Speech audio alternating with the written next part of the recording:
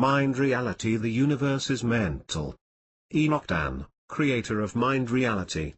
http://mindreality.com/design.html. Share the knowledge, tell a friend. You have permission to give this away as a free gift. Introduction. Learn the secrets of the mind and reality. Discover the secret knowledge that governs every aspect of life, reality and destiny. This is the key book to get. The ideas within are waiting for you to discover and discuss with as many people as possible. You will experience a profound change in your life, reality and awareness when you integrate and allow the knowledge to change your worldview into a different, higher and more conscious one. The deeper the knowledge, the more powerful the knowledge. The more powerful your knowledge, the easier it is to achieve success, because deep, powerful knowledge is the key to inspired thinking and finding intelligent solutions to problems. YA, free ebook. The knowledge in Mind Reality, the universe is mental, is priceless and should be available to all who truly seek it. It is always a tough balancing act to deliver material beyond value but require people to pay for it as a method to circulate it to the world.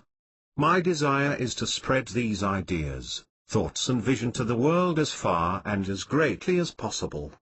All who possess the strong desire for awareness, should be given access to this knowledge. The aim is to create a revolution in consciousness and awareness. To help people achieve higher awareness in living and experiencing life. To impact the world in the biggest way possible. To change lives and to create possibility. To revolutionize the way we understand the mind and reality. Because that is what governs every area of life, destiny and the universe. To provide the highest value to the greatest number of people. Mind Reality is the avenue to make the greatest contribution to the world. The bigger the thought, the bigger the effect. Dare to think big. Hold on to your biggest thoughts, for they are the causes of the biggest effects in yourself and in your world. You have permission to give this book away as a free gift. Share the magic. Tell a friend. You are allowed to use the content within as long as you provide a credited link back to http://mindreality.com or http://blog.mindreality.com or to the article URL itself. Want to publish an article non-digitally or in a for sale product? Contact me at http://mindreality.com/contact.html with the details and to request a joint venture or inclusion permission.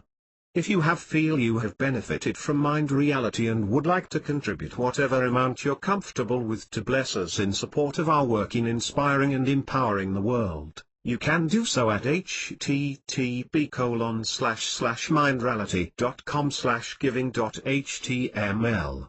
May you get what you desire most in life. Best regards. Enoch Dan, creator of Mind Reality. The nature of all reality and the universal construct. Quantum physics states that everything in the universe is pure energy, differing only in rate of vibration. We must understand that all things exist as energy even beyond the ordinary physical dimension to the realm where current scientific instruments cannot measure its rate of vibration. All things exist as energy from the lowest rate of vibration, the densest physical condensate of matter, all the way to the highest rate of vibration in the universe, the source, God. The entire universe is a single superspectrum of universal energy. Some people have the perspective that the physical universe of matter and energy was created and therefore may be destroyed. Information is uncreated and therefore indestructible and eternal. The Bible says that in the beginning was the Word, and the Word was with God and the Word was God.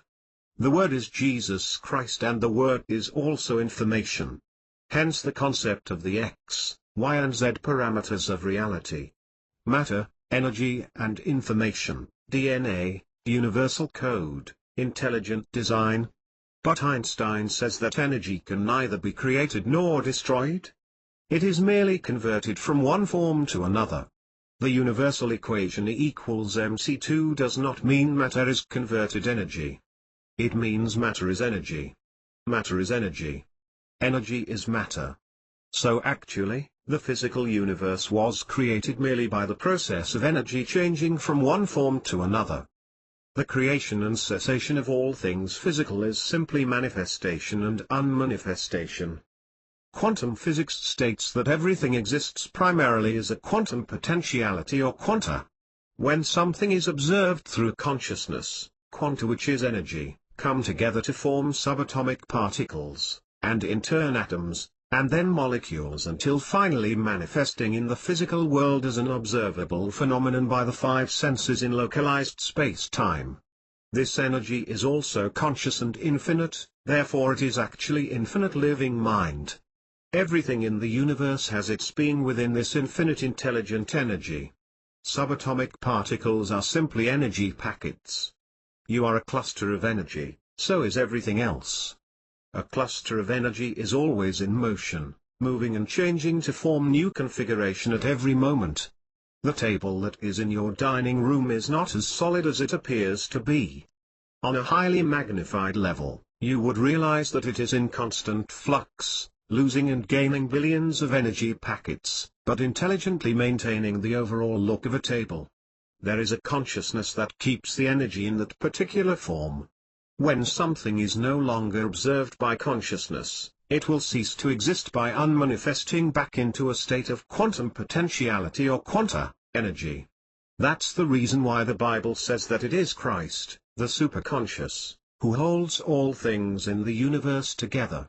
Scientists says that all the electrons and subatomic particles of an atom are held together in their precise position and orbit by an invisible force, by which, without it, everything would fall apart and reality as we know it, would cease to exist in an instant. Christ, the center of the universe, whose center is everywhere but circumference nowhere. Christ is the superconscious, information and infinite intelligence. Ultimately all matter, energy and information are one and the same.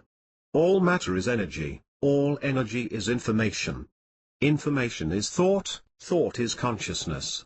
Consciousness is mind. The universal construct is mind. Mind is reality. Reality is mind. The entire universe from the source, the first cause, God, is energy vibrating at a frequency to the source. The source being the very center of the universe of energy and the physical world being the outermost shell, the physical three-dimensional universe as observed by means of the physical senses and by science, existing at the lowest rate of vibration and the highest density. It should also be mentioned that the physical universe of matter represents only a tiny fraction of the universe of energy and vibration in its entirety. All energy is influenced by the causation of thought before configuring under the influence of that thought, manifesting as an observable effect in the plane at which the thought originated.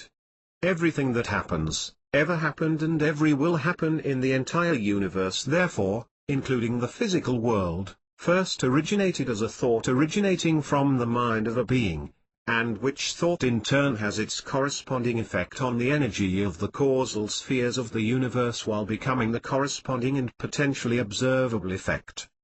The ultimate act of creation by the first cause, the source, God of the entire universe and all its glorious spheres, planes and dimensions originated in the very beginning as a thought in the mind of God. It can be truly said therefore that we all exist as expressions, within the mind of God, made in the true spiritual image of God. CHP 79, The Eternal Now, Our Ultimate Reality, a book. So by seeing things from a unified perspective, we know that the physical state of matter and energy are created and destroyed by being converted from one form to another. All things pre-exist in spiritual form and are converted to physical form and back. Heb 11:3 Through faith we understand that the worlds were framed by the word of God, so that things which are seen were not made of things which do appear. The law of attraction, having is about being. We know from the nature of all reality and the universal construct that everything in the entire universe is pure energy, differing only in rate of vibration. How does the law of attraction work? It works according to the principle of vibration. Everything vibrates, and vibration is energy. Energy attracts energy that is of the same rate of vibration. Energy attracts like energy. Hence the statement, all is energy. The energy you give out is the results you get. The law of attraction is whatever you focus on most of the time, you get. You attract to you everything and anything you hold in your mind, positive or negative. Simply by observing, your reality is created. To focus is to concentrate attention or energy. Attention is psychic energy. Psychic energy is living and conscious. Whatever you give psychic energy to, you are giving it mental life to exist. That is why the more you place your mind on something, the more it lives. The less you do, the less power it has to remain alive. When you do not pay attention to something, it ceases to exist over time. The law of attraction attracts by creating and creates by attracting. It pulls what you focus on to you, or it pulls together the quantum field to manifest it for you. Focus collapses the wave function into particles and crystallizes the sea of infinite possibilities into something tangible and experiential. The law teaches the creative power of thought. This law is one with the law of cause and effect. It is this law that establishes you as a being made in the image and likeness of the Creator, with a mind that possesses the same creative properties. You attract into your experience that which you are in vibrational resonance with. Using the law of attraction to manifest what you desire is to put yourself in a state where you are in vibrational resonance with the object you intend to attract. You imagine the situation you desire as though it is already a reality and allow yourself to think the thoughts and feel the feelings related to it. The state of vibrational resonance is the mindset and feeling of already having what you want. Let's say you want to pick up a new skill such as dancing. You may have started attending classes to learn a particular dance style such as salsa, ballet, or jazz. But you just feel it in your heart and know it in your mind that you are already a great dancer. You have the talent naturally within you and learning it will be a piece of cake. It all becomes a flow and you are just expressing yourself in freedom. When you watch famous dancers performing, you feel you're like them, being able to move the way they move and are equally capable of doing their every step and more. In NLP terms, you can call this modeling or neurological conditioning of your mental and emotional states to follow the patterns of success. But the psychospiritual connection is that, your inner world defines your outer world. You will find yourself being able to master the skill as if you had it all along within you. It is the law of attraction at work bringing what you believe you already have to you, simply because you totally feel as though it has always been yours. The secret is that we have our circumstances because of the way we feel. How we feel is controlled by how we think. Emotion also has the power to create what you want. Find within yourself what it will feel like to have, be, or do the thing you want and you will begin to manifest the thing you want. The energy in the emotion will work to pull you toward the thing you want while also pulling the thing you want toward you. Feel the joy of having what you want. Feel it right now and you will begin to pull it to you and you to it. The whole process of mental, spiritual and material wealth may be summed up in one word: gratitude. Proverbs 4:23 Keep thy heart with all diligence, for out of it are the issues of life. For you to have something, you must be in the mental and emotional state of having it. If something is in your life but you feel as if you don't have it or are lacking it, very soon that thing will slip away and you will lose it. For example, you have a great friendship with someone who brings joy and comfort to your life. But somehow you start having this negative idea that friendships don't last for long and whatever good you experience tends to degenerate. Then this thinking will generate a negative energy that will influence events to cause things to fall apart between the two of you.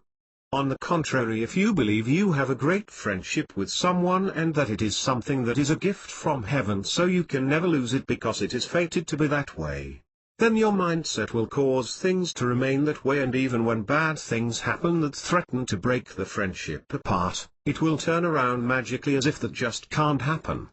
Think of someone you know whom you've unbefriended countless of times in your life already and yet are still together with even now, and you know what I mean. That is the result of your beliefs or that person's beliefs about the friendship. Your thoughts and beliefs create a force that can break something apart even when all other forces are working to keep it together, and can keep something together even when all other forces are trying to pull it apart. You can never lose something on the outside if you never lose it within you. Even if it's taken from you, it will come back again, or something even better will happen.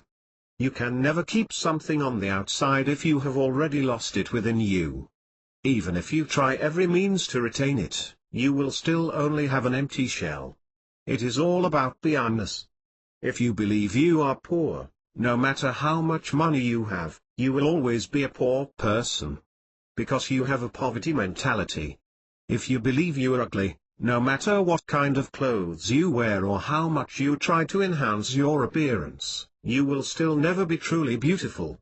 That's because your expressions will communicate that you are not really good looking enough, and so you're trying too hard to appear beautiful. Look at the world. No one who is truly beautiful think of themselves as ugly. No one who is truly rich think of themselves as poor. Complete beauty is both inner and outer beauty. Inner beauty is in the self-image. What you are is what you see you are. Having is about being. To have confidence, be confident. To have understanding, be understanding. To have admiration, be admirable. What you have is always meant to be an expression of what you are, and not to define what you are. It is you that define what you are. What you have is an expression of your beingness that results as a manifestation of your beliefs, and whether that manifestation has occurred or not, should not change your inner definition one bit. Who you are inside creates the results you get outside. Once you change the way you are inside, the outer world changes. The energy you give out attracts and creates the results you get. Change your inner energy and you change your results. Consciousness defines being. To have something is to be in vibrational resonance with the energy of that thing, with your being and precedingly, your consciousness. If you have a consciousness of lacking, you will be a person of lack, and the energy of your beingness will attract more situations of not having into your life. If you have a consciousness of having, then your beingness will attract more situations of having into your life. What you embrace in your inner world creates what you experience in your outer reality. Once you take care of the inner, it will show results in the outer. When you get the lessons, you don't need the experiences. I think therefore I am. I am therefore I have. People of the world tend to forget this simple truth of all things, and that's why they are chasing after all the forms and not realizing the essence. Luke 19:26 For I say unto you, that unto every one which hath shall be given, and from him that hath not, even that he hath shall be taken away from him. Be what you want to attract. To attract the perfect partner, be the perfect partner. We often want our idea of the perfect partner to enter our lives and stay forever, yet we are not willing to do what it takes to be the perfect partner for someone else. We can prevent ourselves from painful experiences as well as the loss of precious time and energy if we begin by first working on ourselves. Like everything in the universe, we are all beings of energy, extensions of the source energy, always attracting into our own individual realities similar energy in complete accordance with the thoughts we vibrate. As we already know, the entire universe is energy, and all thoughts are energy characterized by vibration, and therefore thoughts attract precisely those energy that are in harmony with the thought you hold in your mind and are therefore vibrating and projecting into the universe.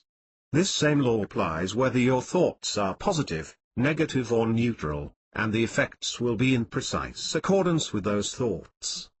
The Law of Attraction, Our Ultimate Reality ebook. Consciousness is being, you are what you think. Does what you think determine what you are, or does what you are determine what you think? Does consciousness determine being, or does being determine consciousness? Of course each influences the other. What you think influences what you are, and what you are influences what you think. But the question we want to ask when we want to go straight to the core is, which of the two is the higher cause over the other? To examine this matter, simply look at the concept of change in each of these two areas. When you change the way you think, you will change the way you are. You cannot change the way you are, unless you first change the way you think. In other words, you can change your thinking by simply changing it. The change is direct. The change simply is. But you can only change your being by first changing your thinking. The change is indirect. The change is through something else. You are what you think. Consciousness determines being, therefore consciousness is being. The nature of the spirit is determined by the mind of the spirit. When you think orderly and coherent thoughts, you will have an orderly and coherent state of mind. When you think disorderly and incoherent thoughts, you will have a disorderly and incoherent state of mind. Your state of being is ultimately determined by your state of consciousness. A man who thinks energy manifests energy. The man who thinks courage manifests courage. The man who thinks, I can and I will, gets there, while the I can't man gets left. You know that to be true. Now, what causes the difference? Thought, just plain thought. But why? Just because it cannot help itself. Action follows as the natural result of vigorous thinking. You think in earnest, and action does the rest. Thought is the greatest thing in the world. As a man thinketh, so is he. All that we are is the sum of our thoughts. What you think, you are. To think is to be. Thinking is being. In having is about being. What you have is always meant to be an expression of what you are, and not to define what you are. It is you that define what you are. Consciousness defines beyondness. All being is energy, and energy is mental. The principle of mentalism, the all is mind, the universe is mental. Mind is all-powerful because everything in the universe without exception is conscious, intelligent energy influenced by mind. Thinking is in the conscious, being is in the subconscious. All things subconscious are created by consciousness. Higher vibrations rule lower vibrations. Consciousness is beta, subconsciousness is theta.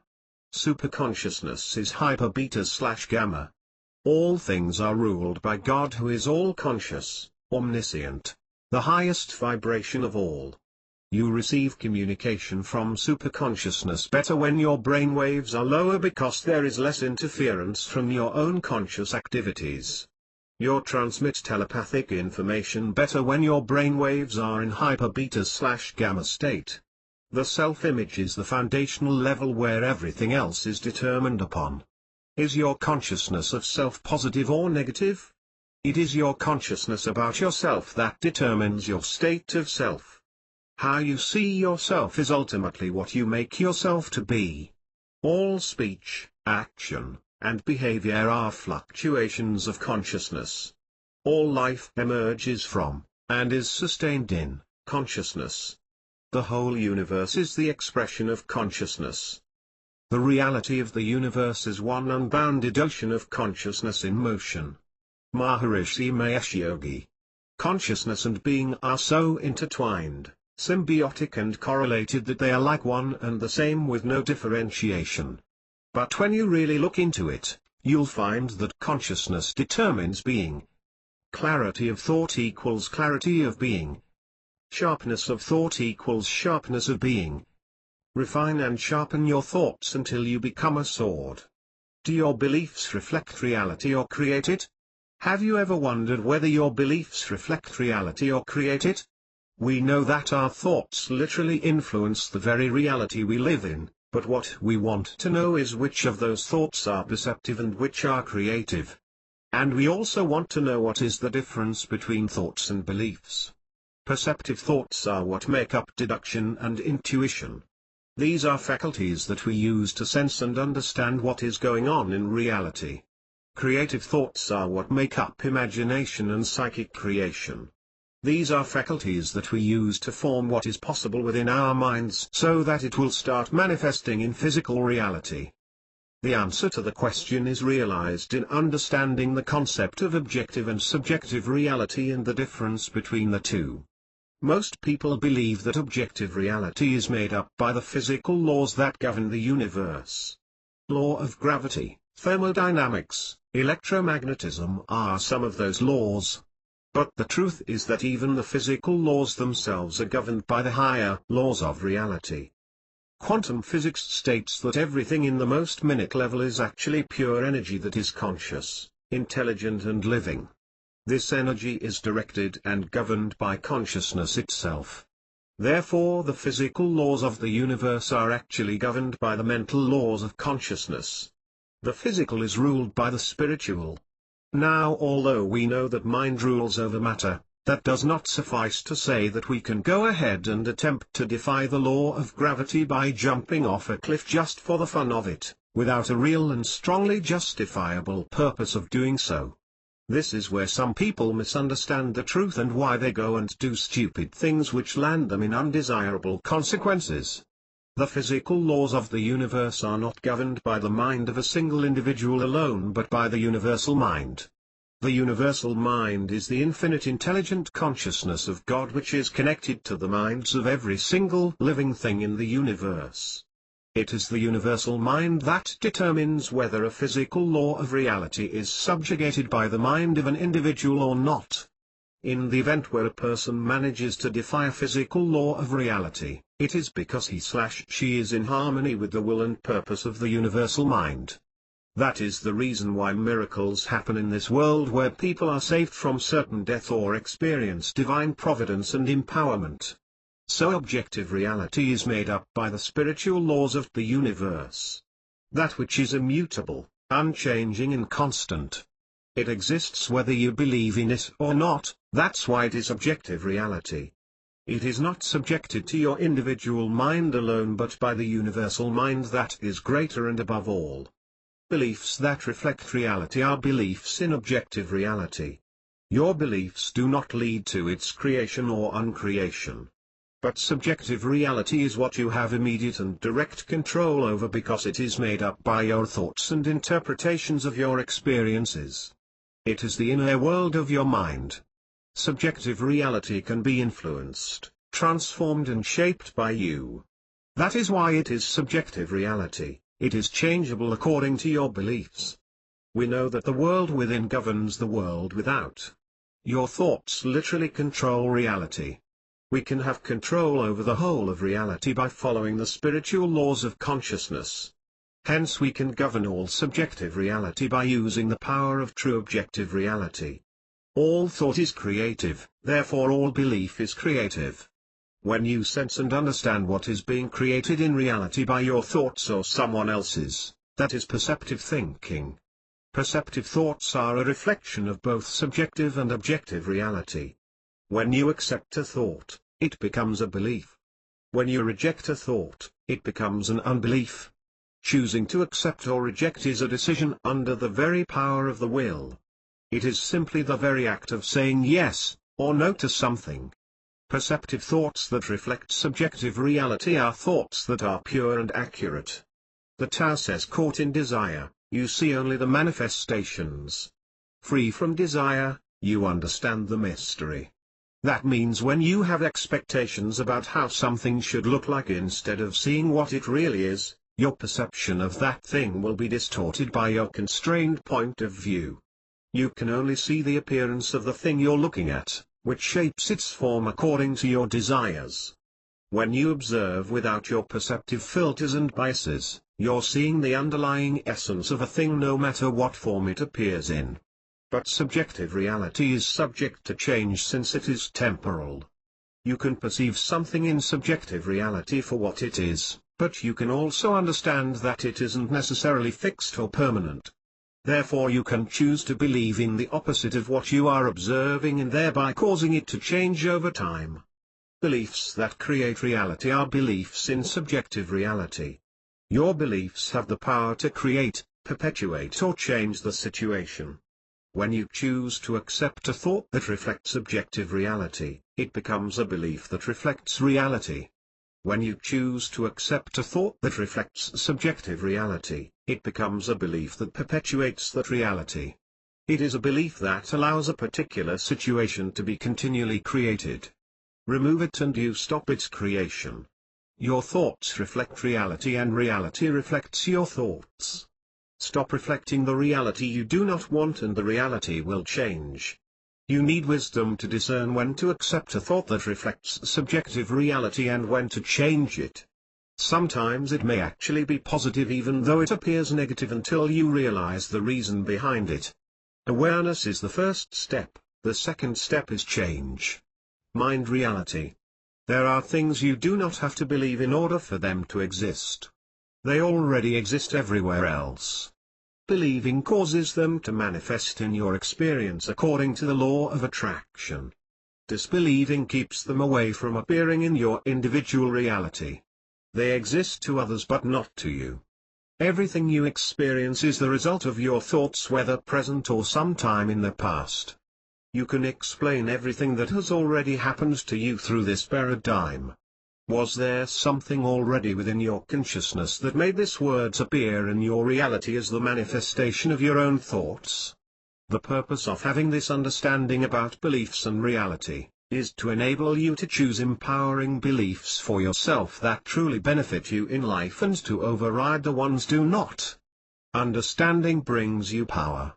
You now have greater understanding of belief, so you have greater power than others in using it. 3 factors of intention: will, desire and belief. Intention has 3 factors influencing it, which are the will, desire and belief. A being could not act unless it willed to act, and it would not will to act, unless it desired to act, and it would not desire to act unless it obtained some satisfaction thereby. What it is satisfied by will depend on its own nature. And we know that the nature of a being is the result of its own awareness, because consciousness is being. Therefore the order of causation in mental creation is consciousness, beingness, desire, will, action. The action is firstly mental action that leads to physical actions secondly. I think therefore I am, therefore I desire, therefore I will conceive and carry out my plan with action to get what I desire and find satisfaction doing so. The psyche consists of the faculty of intellect, the faculty of emotion, the faculty of will and desire. It is that faculty of will and desire that is the most powerful and authentic one. It is the will and desire faculty that makes you do what you do. It is the will and desire faculty that brings you back to the thing that you have left multiple times. It is the will and desire faculty that causes you to refine yourself and everything you are doing until you achieve what you've always wanted. To make a decision based on what you really want. Make it from the will and desire faculty. Belief gives strength to your intentions. Belief is power. The more you believe in something, the more power you give it to have effect. Desire in the absence of belief is neediness. Desire in the presence of belief is having a strong intent. The belief has to be the unwavering certainty that you'll achieve your intended outcome. You could have all of the skills and desire in the world, but without the unwavering certainty that you'll get what you want, you're doomed. But one does not absolutely need to have an unwavering certainty. That is not always entirely possible.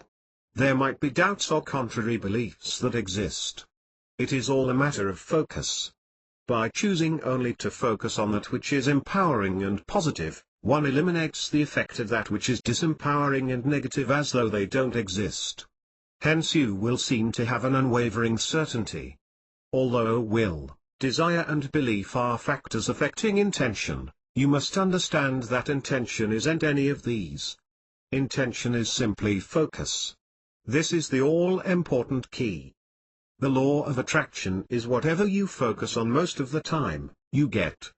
You attract to you everything and anything you hold in your mind, positive or negative. Intention is applied attention. Attention is a word derived from the Latin root, meaning to reach out, to stretch out. And so the act of attention is really a mental reaching out, extension of mental energy. Intention is where you are mentally reaching out to. The will is mind force or mental assertion. When you will something, you mentally assert it. You have the mindset that commands and demands that it must be so, and that it will. Your will gives power to your intention. Will is the outward manifestation of spirit. People are normally focused on their problems. Problems are simply unmet desires. The will is the ruling faculty of the mind. Secret of the will is directed by desire. The trouble with us is that we do not want to do the thing enough to make us exert our willpower. We don't want to hard enough. Strong will follows strong desire. The person that never wants anything gets little. To demand resolutely is the first step toward getting what you want. All operations of the mind are based on desires. Your beliefs about your desires form the characteristics of your will. It is most important to have the right beliefs about your desires. Concentration is sustained focus. Will is the faculty of concentration. Concentration requires interest. The relation between concentration and interest is the relation between will and desire. Desire is created by purpose. In your strongest desires, you feel a definite sense of purpose which is undeniable within you. Purpose is what defines us and binds us to our design and destiny. Purpose is the will of the divine. The stronger the motive, the greater the concentration. Motive is purpose-driven desire for moving forces towards the attainment of a thing. The will never acts in a direction which the mind believes impossible. The disbelief acts as a brake on the will. Belief removes the barrier for the will to act. When you have the realization that there are others out there doing what you are thinking of, it gives you the permission to go totally into it without holding back. The will and desire are already operating at full blast. It is belief that releases or unleashes their power. The more you believe, the stronger your will and desire will be. Belief is belief in purpose. Belief realizes purpose. Belief unleashes your desire and will power according to purpose. Belief connects your will and desire with the universal willpower and infinite desire. Imagination is the faculty of belief. A person's free will always yields to the imagination. This secret of the will is the magic key which opens all doors of mental power. You can use the will by using the imagination. The more you imagine, the more your will moves automatically. The mental picture is the mental force. Where you focus is where your will act. Your will does not need training, but your mind does. The mind is the instrument and the supply of willpower is proportionate to the fineness of the instrument through which it manifests. The will is feeling force. Since all sense is one sense, to feel is to imagine is to feel. Will and imagination are one. All mind power is one mind power. Everything can be resolved into the will/imagination. Will/imagination belief purpose desire will focus concentration equals attainment. Although the will is directed by desire and desire is influenced by belief, it is still the will that chooses the belief. So it is ultimately the will directing itself. The reason why this is so is because God created each of us as a free will entity. We have a self-regulating will. Focus is above desire and belief. Where you focus is where you are giving psychic energy or mental life to. It doesn't matter what you desire or don't desire. If you focus on what you desire, you will get what you desire. If you focus on what you don't desire, you will get what you don't desire. It doesn't matter what you believe or don't believe. The more you focus on what you believe, the more you will experience its reality in your life. The same is true for your unbelief. If you focus on what you don't believe, you will still see it happen anyway because you are giving it the mental life to manifest. So it is not enough to say I don't want to get sick or I don't believe I'll get sick. You'll still get sick because you are focusing on it. You shouldn't even think about it. You should instead focus on your desire to be healthy and your belief that you are healthy. Let's say a person has a belief that healing has occurred. To visualize being well again is to create the internal representations of a state of wellness. The person does not need to absolutely believe in the internal representations for them to work. They simply need to be willing to make the representations consistently. Belief will grow with the forthcoming success. Read Beliefs and Representations of Healing in Healing Cancer with NLP article. The extent you succeed in getting something is determined by what you truly believe is possible and how intensely you desire the result. You must focus on your belief and desire, and allow yourself to feel it so powerfully that it fully directs your will, which in turn influences the quality of your actions, mental and physical, towards manifesting it. A strong intent is having the will and desire to do whatever it takes to get your intended outcome, coupled with the belief that you can actually get that outcome. To sum it up, an intention is what you focus on. It is all a matter of choice.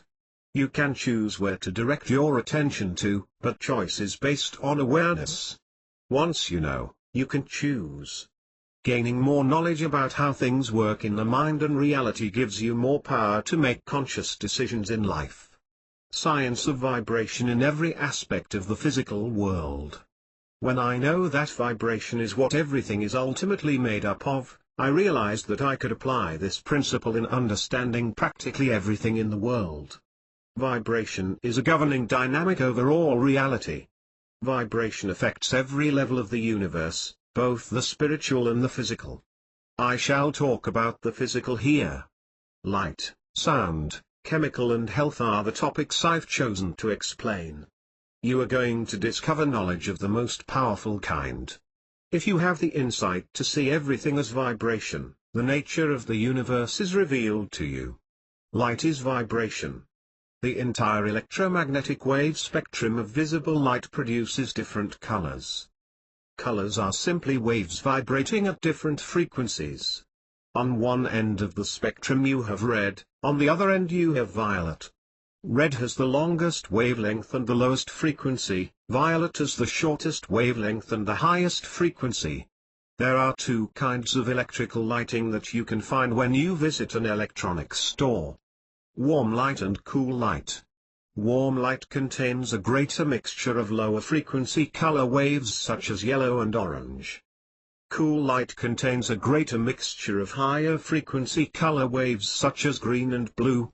Light is crucial in its environmental effect upon work, play, rest and other life activities. It controls stimulation, relaxation and energy level. In my room where I work and rest, I had 3 warmer lights. The reason why I chose them was due to a misunderstanding. I had wanted to make my room more relaxed or stimulating by increasing or decreasing the light intensity. Since warm light is more relaxing than cool light, I decided to use it for the ambience it creates. My switch had the function of activating any number of lights. I thought that if I wanted to increase the intensity, I just needed to increase the amount. But it never worked that way. Switching on all 3 lights still did not give me the desired effect. It wasn't stimulating enough for me to feel energized and focused while I was working. I felt something was missing.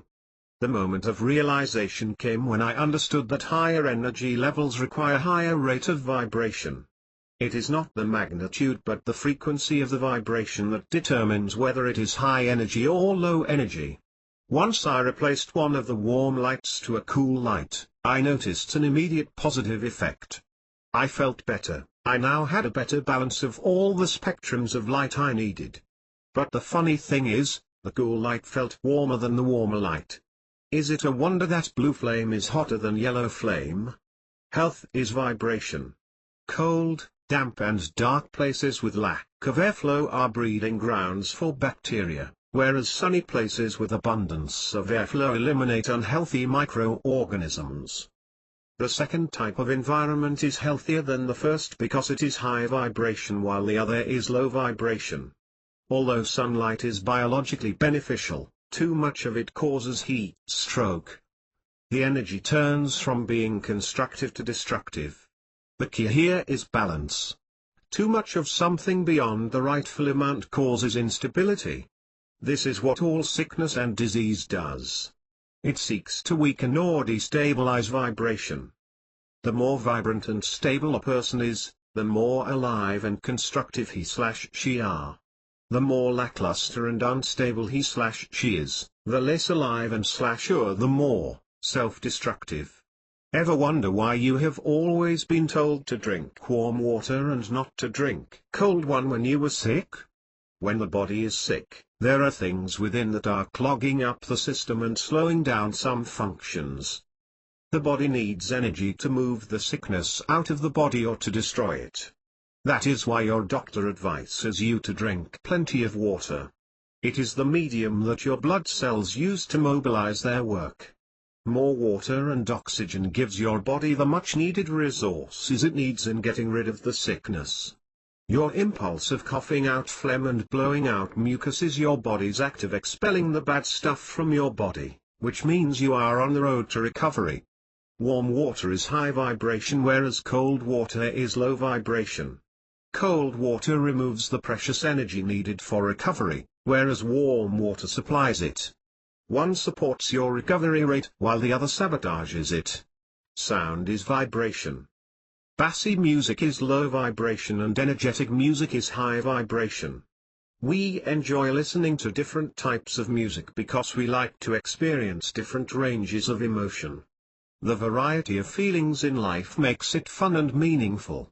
High-energy dance music appeal to younger people because they are highly energetic and expressive. Slower and emotional entrancing music is what we desire to hear when we want to be moved in a deep and sensual way. We want time to slow down and come to a standstill, the experience to be like an eternal moment. Chemical is vibration. Alcohol and Earl Grey tea are opposite in terms of vibration. Although stress and anxiety is a form of high vibration, it is undesirable because the vibration is incoherent and disorderly. Alcohol lowers vibration. That's why people drink to relax and distress. But drinking consumes more than the natural amount of alcohol that the body is supposed to take. Therefore it causes instability as well. Drivers who drink have impaired judgment and reaction rate, are more susceptible to accidents. People who are above the need of alcohol to relax have chosen more intelligent means of doing so. Earl Grey tea acts as a stimulant that counters the effects of alcohol to a certain extent to sober you up. There is a special technology that can raise or lower your vibrations and produce all kinds of different desired effects on health, emotion, intelligence and pleasure. The vibration of our bodies at every level, physical and non-physical, has a profound influence on our ability to attract positive experiences. The higher your vibration, the more of a magnet you become as a result of the thoughts you hold in your mind. By holding only thoughts of the things you wish to manifest into your experience, and keeping your vibrations high in the ways we discussed previously, you will find your wishes will manifest much more quickly, our ultimate reality. Remember, when you know to see everything as vibration different in terms of rate and stability, you will understand what you need in order to obtain the desired effect in any situation. It is all about balancing vibrations. There are lots more aspects of physical reality than those mentioned here where this principle is applied to. Once you are aware of this principle and always think in terms of vibration, you can understand practically everything that happens in the physical world. This is one of the governing dynamics that allows you to make sense of everything. Having this awareness is like seeing the world in code, like the Matrix. Nature of vibration in the spiritual dimension. The science of vibration in every aspect of the physical world describes how different rates of vibration result in different kinds of effects. But vibrations that are high on the physical plane may be low on the spiritual plane. The key is knowing how vibration is defined differently on the spiritual plane. In the spiritual dimension, negative energy is lower vibration because it is denser and heavier. Positive energy is higher vibration because it is finer and lighter. All negative energy makes you feel trapped and heavy. All positive energy makes you feel free and light. That is the difference between joy and grief, peace and stress, clarity and frustration. Negative energy is emotional burden while positive energy is emotional freedom. Emotions are truly spiritual in nature. It is important to know that energy attracts more energy of the same kind. Positive emotions attract more positive emotions, whereas negative emotions attract more negative emotions. Energy on the spiritual plane will also attract corresponding scenarios on the physical plane. Feeling positive will result in more good things happening to you, as if you are charmed or magnetic towards blessings. Feeling negative will lead to more undesirable things happening, as if you are cursed or can't seem to help pulling bad things into your life. Emotion and thinking are symbiotically linked, one never exists without the other. Whenever one seems to exist by itself, it means the other is subconscious. Negative emotion is the result of negative thinking, positive emotion is the result of positive thinking. Thought is always the primary while emotion is the secondary. Thought doesn't have to be verbal, it can also be non-verbal. It can be in visual, auditory, kinesthetic, olfactory, smell, and gustatory, taste. Certain negative emotions are not negative in the truest sense when they are meant to propel you to take action that is constructive. Anger and anxiety are emotions of a state that give you energy to take action. They are in between dense and light because they are dynamic. Anger is felt when there is a need to handle something that is trying to hurt you. Anger can be converted into well-being through assertiveness. Anxiety is felt when there is a need to protect something from being taken away. Anxiety can be converted into confidence by doing courage. Such emotions, although not entirely negative, can be considered negative when compared with higher emotions of well-being and confidence that are more positive. Higher vibrations are usually better. Negative emotion can be converted into positive emotion through right thinking and acting. The only problem is when those emotions are handled immaturely, resulting in a regression from anger to depression or anxiety to avoidance. Depression and avoidance are emotional states that rob you of energy. Those are the true negative emotions which are to be avoided at all cost. Fear is worse than anxiety. Fear paralyzes energy. Fear is the worst enemy. Change fear into anger or some other emotion instantly and automatically. Do it or die. Anything that is truly negative subtracts energy. Otherwise it can be considered positive in one way or another. Good thoughts also attract good situations in your life, while bad thoughts attract bad situations. The stronger the thoughts, the stronger the emotions. When you change your thoughts, you change everything. It is by this power that the forces of life are transformed from one condition to another. Magic is the mental manipulation of quantum forces to reshape the reality matrix continuum. The most powerful force of the mind is its ability to create, control and change reality. This is the true magic of life. The problem with negative thinking is that it could self-perpetuate and spiral deeper and deeper into a vortex of self-destructive force. So it is absolutely critical that you stop the flow and reverse it as soon as you can before it gets harder and harder to control. Change your thoughts with the most powerful reality creation program ever conceived. You have the power to do it yourself, but when you make use of the invention of genius, you can accelerate your progress incredibly much faster and effortlessly. The more joyful, happy and light-hearted you are, the higher will be your corresponding overall rate of vibration. The higher your inherent rate of vibration, the more powerful will be your attractive powers. Joy is a very high emotion and therefore state of vibration of energy, and one that is a fundamental characteristics of the universe along with unconditional love. The more joyful you are, the higher will be your rate of vibration and the more aligned you will be to the source.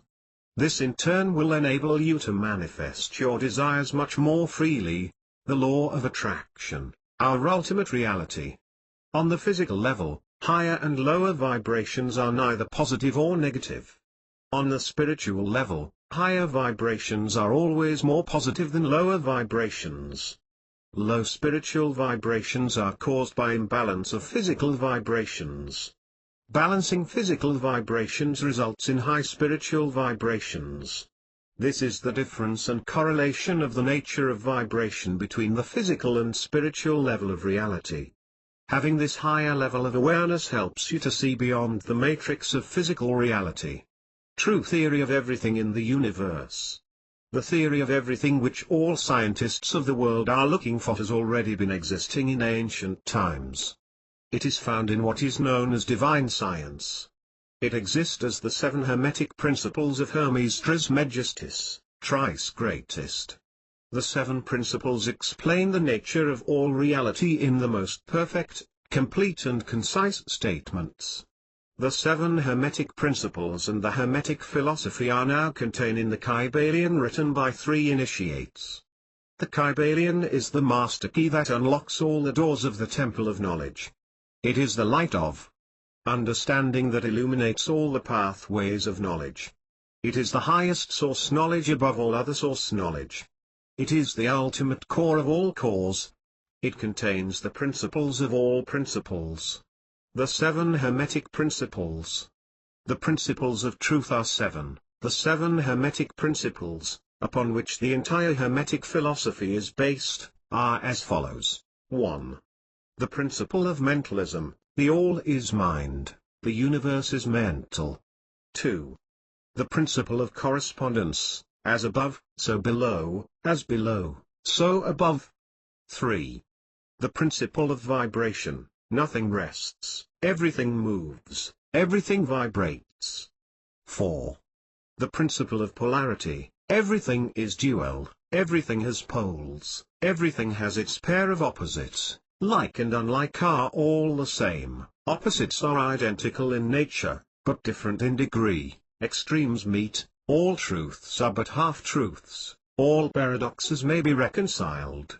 5. The principle of rhythm, everything flows, out and in, everything has its tides, all things rise and fall, the pendulum swing manifests in everything.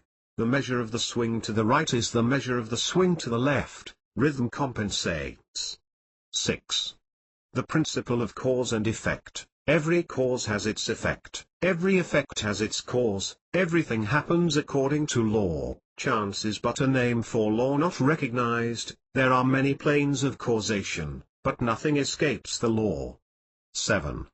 The principle of gender, gender is in everything, everything has its masculine and feminine principle, gender manifests on all planes.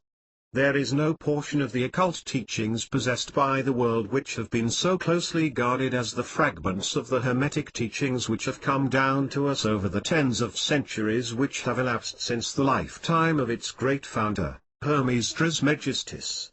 The term occult simply means hidden or concealed. The reason why it is hidden or not easily revealed is because it is the most powerful kind of knowledge in the universe. The lips of wisdom are closed except to the ears of understanding. A prudent man conceals knowledge. It is revealed only to those who are ready for such power. The principles of the occult are usually hidden from view in plain sight. They are there for everyone to notice and realize in the workings of nature, life and the universe. But most people having eyes yet unseeing and having ears yet unhearing. They perceive not. Neither do they understand because they do not have clarity of discernment. Secret knowledge is the most powerful kind of knowledge. It is about knowing how things work and understanding what's going on. Knowledge is power. In order to rob the children of light of power, the devil takes the most powerful knowledge of the universe and associates himself with it. He causes the church to shun such knowledge as satanic so that people will abstain from it. In doing so, he keeps the world in as much ignorance and powerlessness as possible. The Bible says that the angel of light Lucifer was full of wisdom and perfect in beauty. But because of his pride, he wanted to exalt his throne above the stars of God, upon the mount of the congregation, to the sides of the north and to become like the Most High. Ezekiel 28:11-19, Therefore Jesus cast him out of heaven and he and a third of heaven's angels who joined him made their dwelling place on the earth. Lucifer wants to make himself known as the God of the universe, even higher than the God of Christianity. Because he was full of wisdom and perfect in beauty, he had complete knowledge the workings of the entire universe and was the most powerful heavenly being. The name Lucifer means bringing light. Lucifer uses universal knowledge in any of his work so as to present an abundance of truth and light to people. Universal knowledge is received by people from God through direct inspiration. But Lucifer's great deception is organizing it in the most subtle and ingenious ways to lure mankind away from the true God of Christianity. The devil's only real weapon is the weapon of deceit. By deceiving good as evil and evil as good, he weakens his enemies' minds towards opposing him. You are never too far away from error. It's only a few degrees away from the truth. You are never too far away from the truth either. It is only a few degrees back. Rat poison is 99% wheat and 1% poison. He that has ears to hear, let him hear. The occult is in every area of human science, arts, religion, philosophy and business. There is no escape from it. Truth is mixed with error in every place. It is only stupidity to shun truth just because there is error. This is one of the main causes of ignorance. We are called to be a light in the darkness, for what good is there with light among light? Only the truly wise see through such things and know how to discern without the perceptive filters imposed by other lesser minds. The opposite is true. Those that see through will become wise. The devil loses when we know the truth. Clarity is victory, obscurity is defeat. The devil plays the game of mixing truth and error, knowing that 1 out of 4 situations can happen. 3 which are in his favor and only 1 in yours. Because it is the nature of the subconscious mind to make associations, he knows that the first 2 situations that could occur would be, 1. You would think that they are both true. 2. You would think that they are both false. To exercise discernment, which is an aspect of the conscious mind, is to differentiate it between what's real and what's not. The next 2 situations that could occur would be, 3. You would believe the lie as the truth and the truth as the lie. 4. You would discern what is truly true and what is truly false. The final option is the one where the devil is outgamed. To be able to discern correctly requires true wisdom.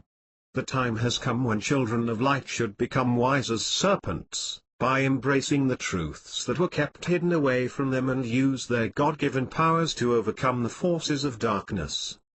Good will always overcome evil on the mental plane. The tendency of the universe is upwards and towards good.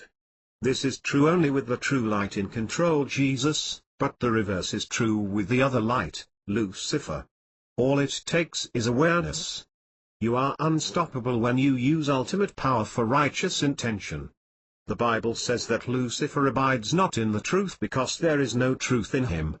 When he speaks a truth, he is merely using what belongs to Jesus. When he speaks a lie, he speaks of his own. For he is a liar and the father of lies. Every good gift and every perfect gift is from above, and cometh down from the Father of lights, with whom is no variableness, neither shadow of turning.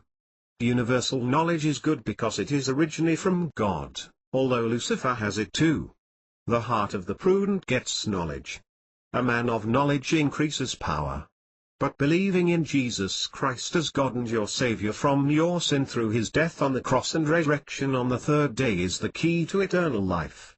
This is the true saving knowledge that Lucifer doesn't want you to embrace. What good does it profit you to gain the whole world but lose your own soul? The Kybalion PDF, 7 Hermetic Principles and the Hermetic Philosophy. The world within and the world without. There are only 2 worlds. The world within and the world without. The world within creates the world without. The world within is mental/spiritual, the world without is material/physical. Complete understanding of the 2 worlds is perfect knowledge. The key is to understand the world within and use it to rule the world without. The world within is the cause, the world without is the effect. The inner governs the outer always. The outer is a reflection of the inner. The world within and the world without are not 2 separate worlds. They are 2 different levels of the same world. The world is mental. All is mind, the universe is mental. As above so below, as within so without. This is secret knowledge. The two most important kinds of knowledge are secret knowledge and governing knowledge. One gives you awareness, the other gives you power. Secret knowledge is knowing how things work and understanding what's going on. The reason why it is secret is because it is not normally known. It is so powerful that only those with insight and perception can appreciate its value. Only conscious people can see reality for what it really is. When you have this knowledge, you can use it first to govern yourself, then use it to govern everything else. This is called using secret knowledge as governing knowledge. Governing knowledge is knowledge that runs your psyche. It is the governing statements of your mind that determine what you do, how you do it and why you do it. It is the operating dynamics that controls your thoughts, your emotions and your behaviors. What governs your mind, governs your reality. By governing yourself, you can govern the world. When you can control yourself, you can control others. You can only control what is without by controlling what is within. All control is self-control. To be in control, you must know. All knowledge is self-knowledge. You can overcome something by overcoming it within. When you overcome it within yourself, you overcome it in the world. The observer creates reality simply by observing. The most astounding experiment of quantum physics in recent scientific discovery is probably the double-slit experiment. It is the experiment that shows the entire universe exists by being experienced. To describe the double-slit experiment, think of a tennis ball shooting machine that shoots out tennis balls that travels across space and hits the net. Now think of the ball shoot machine being shrunk to the size of the quantum level where instead of shooting out tennis balls, it now shoots out extremely tiny particles called electrons. Those electrons travel through vacuum and hit a wide screen which marks their positions. Imagine another smaller screen with single vertical slit in the middle that is placed between the particle launcher and the wide screen. Some of the electrons will pass through the slit and hit the wide screen behind it and some will be blocked. What we will see on the wide screen is a vertical column marking the area where the electrons have hit it. Next, instead of a single slit we use double slits. So now the electrons can pass through either one of those slits to hit the wide screen behind. What we are supposed to see is the vertical column marking the area where the electrons will hit on the wide screen. But the strange and amazing thing is, we do not see that. Instead what we see is several vertical columns a small distance apart from each other appearing on the wide screen. Imagine a swimming pool with a screen with double slits in the middle and a wide screen at the end. When a ball is dropped into the water in front of the double slit screen, it causes a circular wave that ripples outwards in all directions. The wave passed through the double slits and split into two smaller waves. As the two waves continue to travel, they simultaneously reinforce and cancel out each other at certain angles. What you see on the wide screen are several vertical columns each being a small distance apart from the other. The columns show the part where the waves reinforce each other while the spaces show where they cancel each other out. So the question is, why does the electron behave like a wave when it passes through double slits? The theory is that the electron splits into two when it reaches the first screen and travels through both slits simultaneously. It then interferes with itself, thereby causing a wave effect on the wide screen. In quantum physics, this is called the principle of non-locality, where something exists in two places at one time. It is not restricted to one location in time and space, but it becomes omnipresent. So to find out if that was the case, a small device was placed in front of the double slit screen so that we could observe what happens when the electron passes through it. The result we got was strange beyond normal explanation. This time what we saw on the wide screen were two vertical columns instead of the several ones we saw at first. What this means is that when we are looking, it behaves like a particle. When we are not looking, it behaves as a wave. A wave is a vibration or energy. The truth is, everything in the universe is ultimately energy, and energy is influenced by mind. Something only appears as matter when it is being observed. All of existence is fundamentally an unlimited quantum field of energy, a sea of infinite possibilities waiting to happen. Consciousness collapses the wave function into actual particles that exist in space and time. Consciousness experiences energy as matter. Consciousness is the energy that influences energy.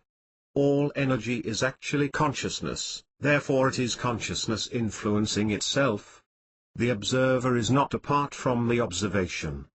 The experimenter is not apart from the experiment.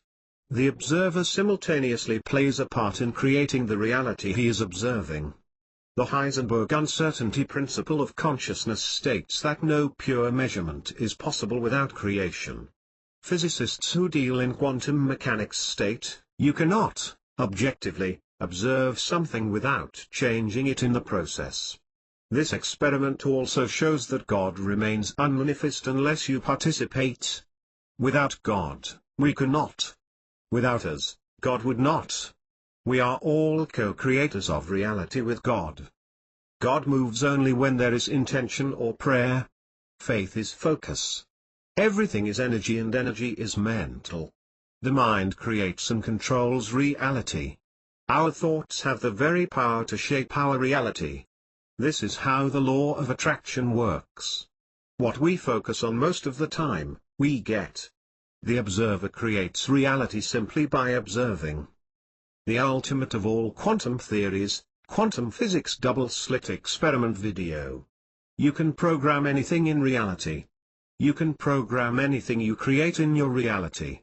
Since all creation is mental, the thing which you create carries the energies of your thoughts when it was constructed. Just like you can program your subconscious mind, you can also program anything that you want to influence. The programming command is created by your consciousness, which is the programming authority and the seat of the will. When you program your body to function in certain ways or to possess certain characteristics, it is your subconscious mind that is carrying out the programming command sent from your conscious mind. When you program anything else in your reality, your subconscious transfers your command to universal consciousness, which is the invisible field of energy that connects to everything in the universe. Universal consciousness then acts out your programmed command in the object, entity or force that you have directed it to. The process of programming is consciousness, subconscious, superconscious, the thing to be programmed. This understanding is the basis that explains the theory of programming Cybersynchronix, which is the study of psychic abilities. A cyball is a psychically created construct through the act of bringing your hands together slightly apart and imagining a ball of energy building up between them. Concentrate on it becoming more intense and feel a sense of tingling in your palms and fingertips. A bioelectrical currents emanate from each hand and mix together. Creating a cyball is like miming. You can even mime yourself holding a basketball and achieve the same effect. Although all these is taking place purely through the will and imagination of your mind, you must understand that anything that is mentally created is very real indeed. Whatever that is constructed in your mind has very real power over reality. The energies of the mental plane exist at higher vibrations than current scientific devices can perceive, but part of it manifests physically through the sensation of tingling and electromagnetic force between your palms and fingertips. The more you imagine, the more real it becomes. Once you have created a cyball, you can then program it to do whatever you want it to do. One of the ways you can use it is to send a telepathic message to someone. You simply concentrate on the thought or idea you want to send while holding the cyball, and then after a while you release the cyball into the air by pulling your hands apart. This disperses the energy into the universal field to be carried across to your target. You can also send an emotion by feeling it yourself and it will mingle with the cyball. You can send your dreams, desires and aspirations to universal consciousness by experiencing them in your imagination and releasing them through a cyball into the atmosphere to become one with reality. Many people do this naturally and unknowingly in one form or another by bringing their hands together while thinking of their idea or vision as if holding it before them and then spreading them apart as if to release it into the world so that it will be realized. The right kind of energy to put into the psi ball is a balanced kind. You must have a relaxed and confident expectation that your desire will manifest. Do not try too hard or you will generate an unconscious fear of not getting the object. This kind of energy will program the psi ball to manifest the opposite of your desired reality. It would be better to put it out of your mind after releasing the psi ball. Be detached. Creating psi ball is a skill. The more you use it, the more powerful it becomes. Evidence that you can program things in your environment can be found in Dr. Emoto's work on water. He discovered that water responds to our thoughts. When labels of positive words such as love and gratitude were attached to bottles of water, the crystals formed from freezing was beautiful, coherent and clear. When labels of negative words such as hate and death were used, the crystals formed were unsightly, chaotic and mulky. The same effect on water was created when a person or group of people concentrate thoughts toward it as well. This shows that material things respond to our consciousness. Everything in the universe is made of energy, which is vibration. Everything vibrates and we affect the vibration of things around us. Our very thoughts can affect the molecules of the physical things around us. Emoto said that when a wave of negative energy is created, it takes an equal and opposite wave of positive energy to neutralize it. Good always overcomes evil on the mental plane, and the mental plane rules the physical plane. Creating psi ball is not the only way. You can also program reality through affirmation and visualization. Everything that exists in your reality is created by you. All reality is your reality, hence you can program anything in reality. Predict the future by creating it. The future is created by all the thoughts of man in the present. Astrology helps us to foretell the future because what happens in the world of thoughts has its corresponding expression in the arrangement of the universe. Everything follows a system of cause and effect. Therefore what happens in the present will follow a perfectly orderly path that results in what the future will be like. The truth about astrology is that the stars do not determine our fate, they merely reflect it. The same is true for any system of divination. Since man's thinking can be changed from time to time, the state of the future is in constant flux. That is why whatever that is foretold by astrology does not always come true. It is not because the prediction is inaccurate. It was indeed something that was going to happen at the moment the stars were read, but the thoughts of the person that create the situation had changed. Therefore the future was changed. What was supposed to happen at first has been overridden. Thought creates fate, fortune and destiny. Therefore when thought is changed, destiny is changed. When thought is fixed, destiny is fixed. The universe is the manifestation of the universal mind. The universal mind communicates with us through the universe. The universal mind knows our future by what we think in the present. It always feeds back the would-be results of our thoughts back to us through signs. The universal mind is our guide and counsel. By listening to its divine intelligence, we are given second chances to change course when necessary. Since the future is in constant flux, the universe is also in constant flux. When our thoughts change, the arrangement of the stars will also change. When you change your appearance, your reflection in the mirror will also change. This explains why when you take a second reading, it will differ from the first. This is why the features on your face and the lines on your palm will change when you change your mind. The reading of your fortune from these areas also changes. Your inner consciousness is reflected by the outer world of the material. This is the nature of the universe. This is the understanding that makes sense of all these things that people have been confused about. The problem with astrology and other systems of divination is the misconceptions that people have about them. When they think that negative readings about their future are meant to happen, they begin to focus on it and expect it to happen. In so doing, they seal their own fate and fulfill their own prophecy. Those who know the truth are above such systems because they can reshape reality and transform the future any way they desire according to the infinite source of power that resides within them. The individual mind working in harmony with the universal mind has the highest authority of power over all things. Everyone is creating the future with his or her thoughts. If you are not in control of your thoughts, it means you are controlled by others and they are creating your future for you. You must take charge of your own mind in order to live your destiny. You do not need systems of divination to tell you your future. The best way to predict the future is to create it. Be a helping mind, psychic influence. What people need is a helping mind rather than a helping hand. There are times when people come to you with a problem on their minds that is bothering them. They feel negative about it and are having thoughts of not being capable enough to deal with it. Maybe they lack confidence, belief, ideas or whatever they say it is. You might feel there's nothing you can do to help them because you are not in a position to directly influence the factors of their situation.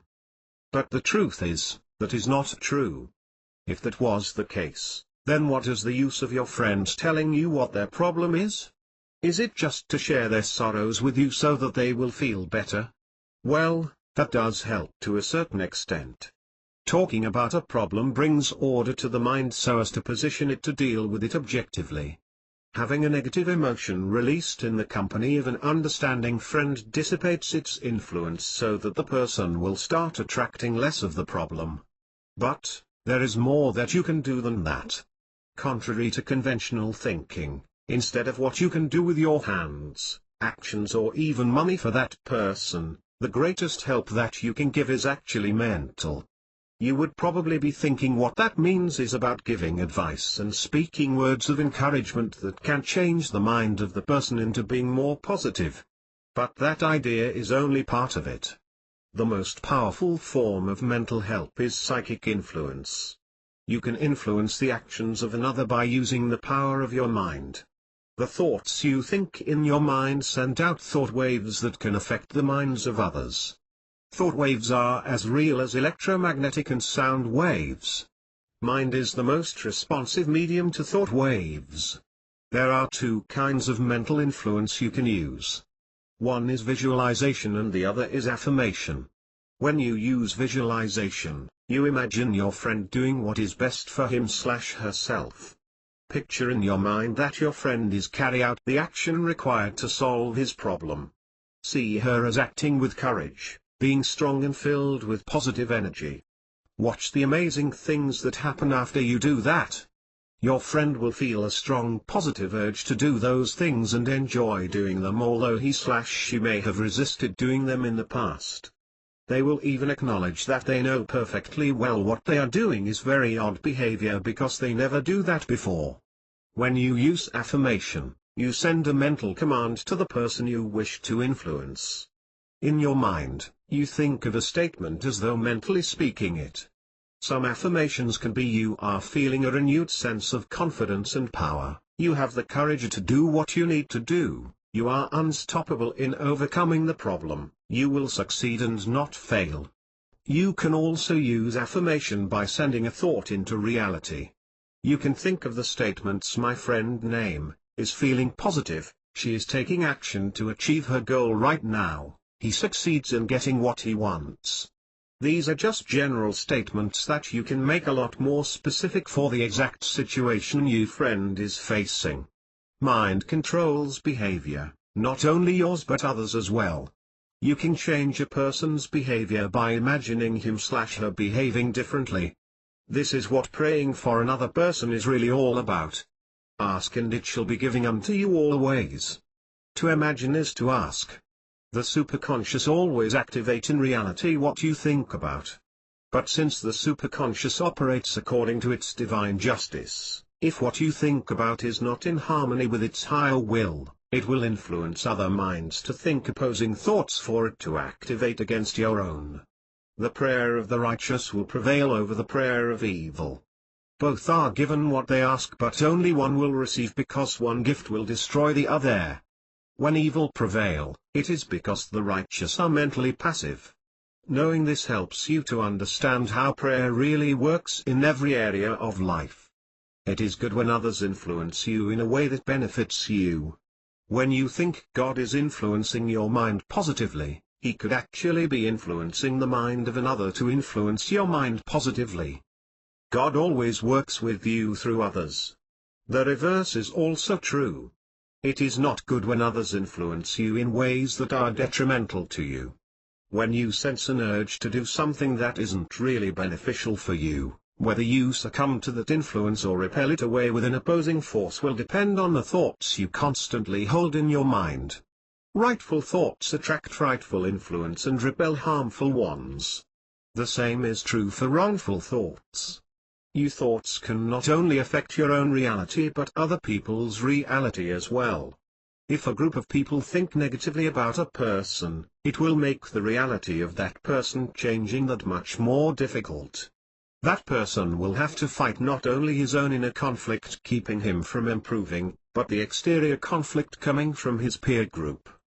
The more people imagine a person's success and well-being, the more that person's reality will be enhanced by the collective mental support of the group.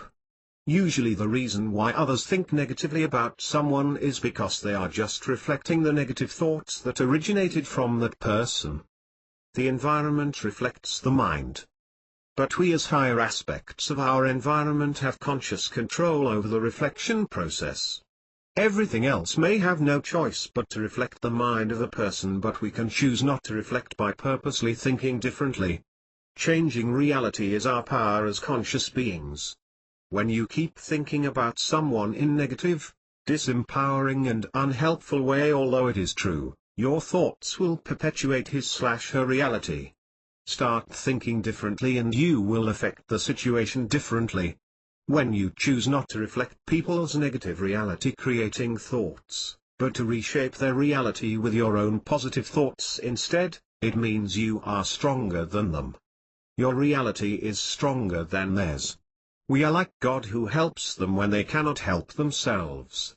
If you desire to help someone destroy some form of lack, limitation or error, the correct method is not to think of the person whom you wish to help. The intention to help them is entirely sufficient, as this puts you in mental touch with the person.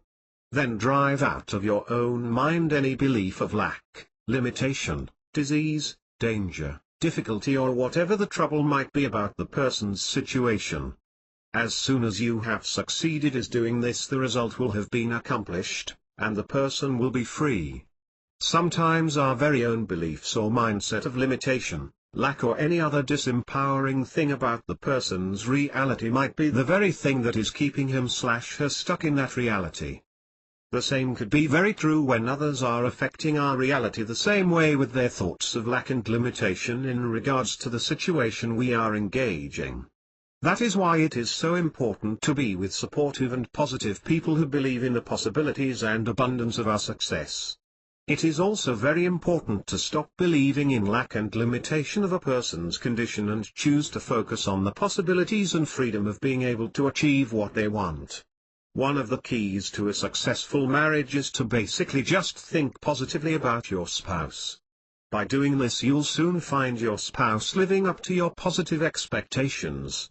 Thinking in positive, empowering, and helpful ways pays off in many ways. You will benefit, your friends will benefit, and even the world will benefit. Always increase the momentum and escalation of positive thoughts and stop the momentum of negative ones. Since thoughts are both local, present, and non-local, omnipresent, you can influence the mind of another even from a distance. That means you can influence others out of sight and out of hearing. Reality always take form according to our thoughts. Superconscious always act according to our intentions. God always moves with prayer. Without God we cannot, without us God will not. God remains unmanifest unless you participate. Be a helping mind. Telepathic communication between two people. How do two people become so connected that they are able to communicate without being in contact physically, speak to each other through telepathy and even feel the same pains? The ability to send to and receive from each other thoughts and feelings comes from a spiritual connection between the two of you. When two people are spiritually close to each other, they are often able to sense what the other is feeling or thinking.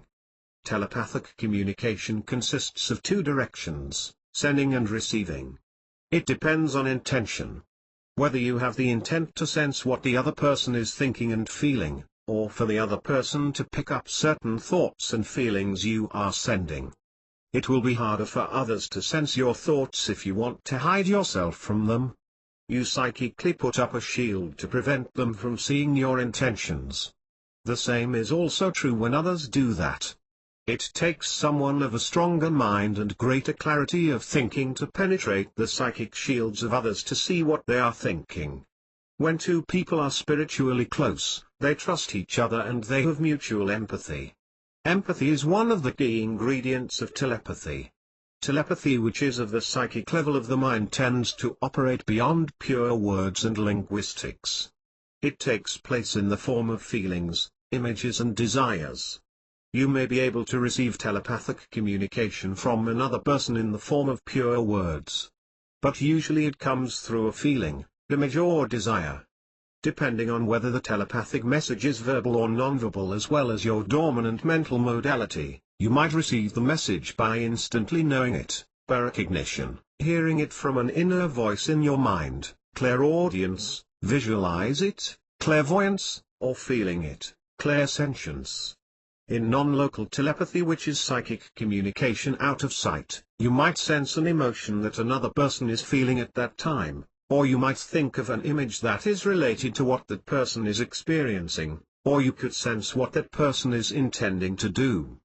All these happens without you being able to read the body language of the person.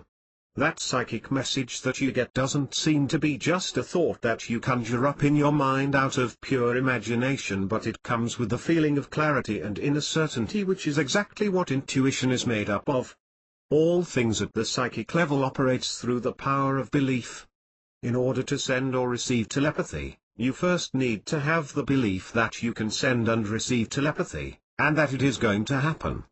The methods of telepathy are induction, visualization and will.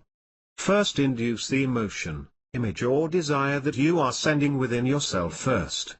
Allow yourself to be experiencing it at that moment. Secondly, visualize your emotion, image or desire traveling to that person and he/she picking it up and experiencing it too. Thirdly, will it to happen and be certain that it has happened the way you intend it to be. Take note that telepathy never fails. The outcome always follows the laws that influence it, which are the beliefs and attitudes of both parties and the spiritual connection between them. What we call failure is merely feedback about what we are doing. When a message does not seem to get through or it seems distorted, it is simply because of opposing intentions, beliefs, lack of mutual trust. It could even be your own interpretation of the emotions, images and desires that you receive that prevents you from seeing what really is. Being authentic is one of the keys to sending and receiving clear telepathic messages. The virtue of honesty and truth is a spiritual law of reality. When you have a good telepathic connection with someone, you can read each other's thoughts easily. So sometimes you do not want the other to know something, such as the correct answer to a question. You can use techniques of counter-telepathy. You can put up a psychic shield by visualizing it and willing that the person can't read your mind. Or if you want to, you could mislead the person by focusing on an opposite thought or the wrong answer instead. He/she would usually pick up the misleading thought and be misled. This misleading thought effect also explains why it is so important to watch our thoughts. Sometimes we think certain negative thoughts towards a person when we are momentarily angry or upset. The person may pick these thoughts up and think that is what we really think about him/her when it isn't our true thoughts. It is alright to think those thoughts for a while, but we must not forget to revert to sending our true or positive thoughts of peace, harmony and well-being in between or afterwards, and to send them with equal or greater intensity. Especially to someone we truly love. Finally, it is also about love. When you really love someone, Universal mind or God will tell you things about that person, because God is love and love connects you to that person spiritually. That person can also sense certain emotions, images and desires from you through the universal mind. Telepathic connection works best when we don't try to force it. When we know it works, it works. But when we think it might work, it doesn't work. It is driven more by our subconscious beliefs than by conscious effort. The more we try to force it, the worse we do. The things you tend to send telepathically are the things that you focus on most often. If you focus more often on positive things, you will send positive emotions, images and desires. If you focus more often on negative things, you will send negative emotions, images and desires. 7 senses. All senses one sense. There is only one sense, the sense of feeling. All other senses are different forms of the same sense. To see, hear, touch, smell or taste is to feel. All senses lead to feeling. Looking is touching.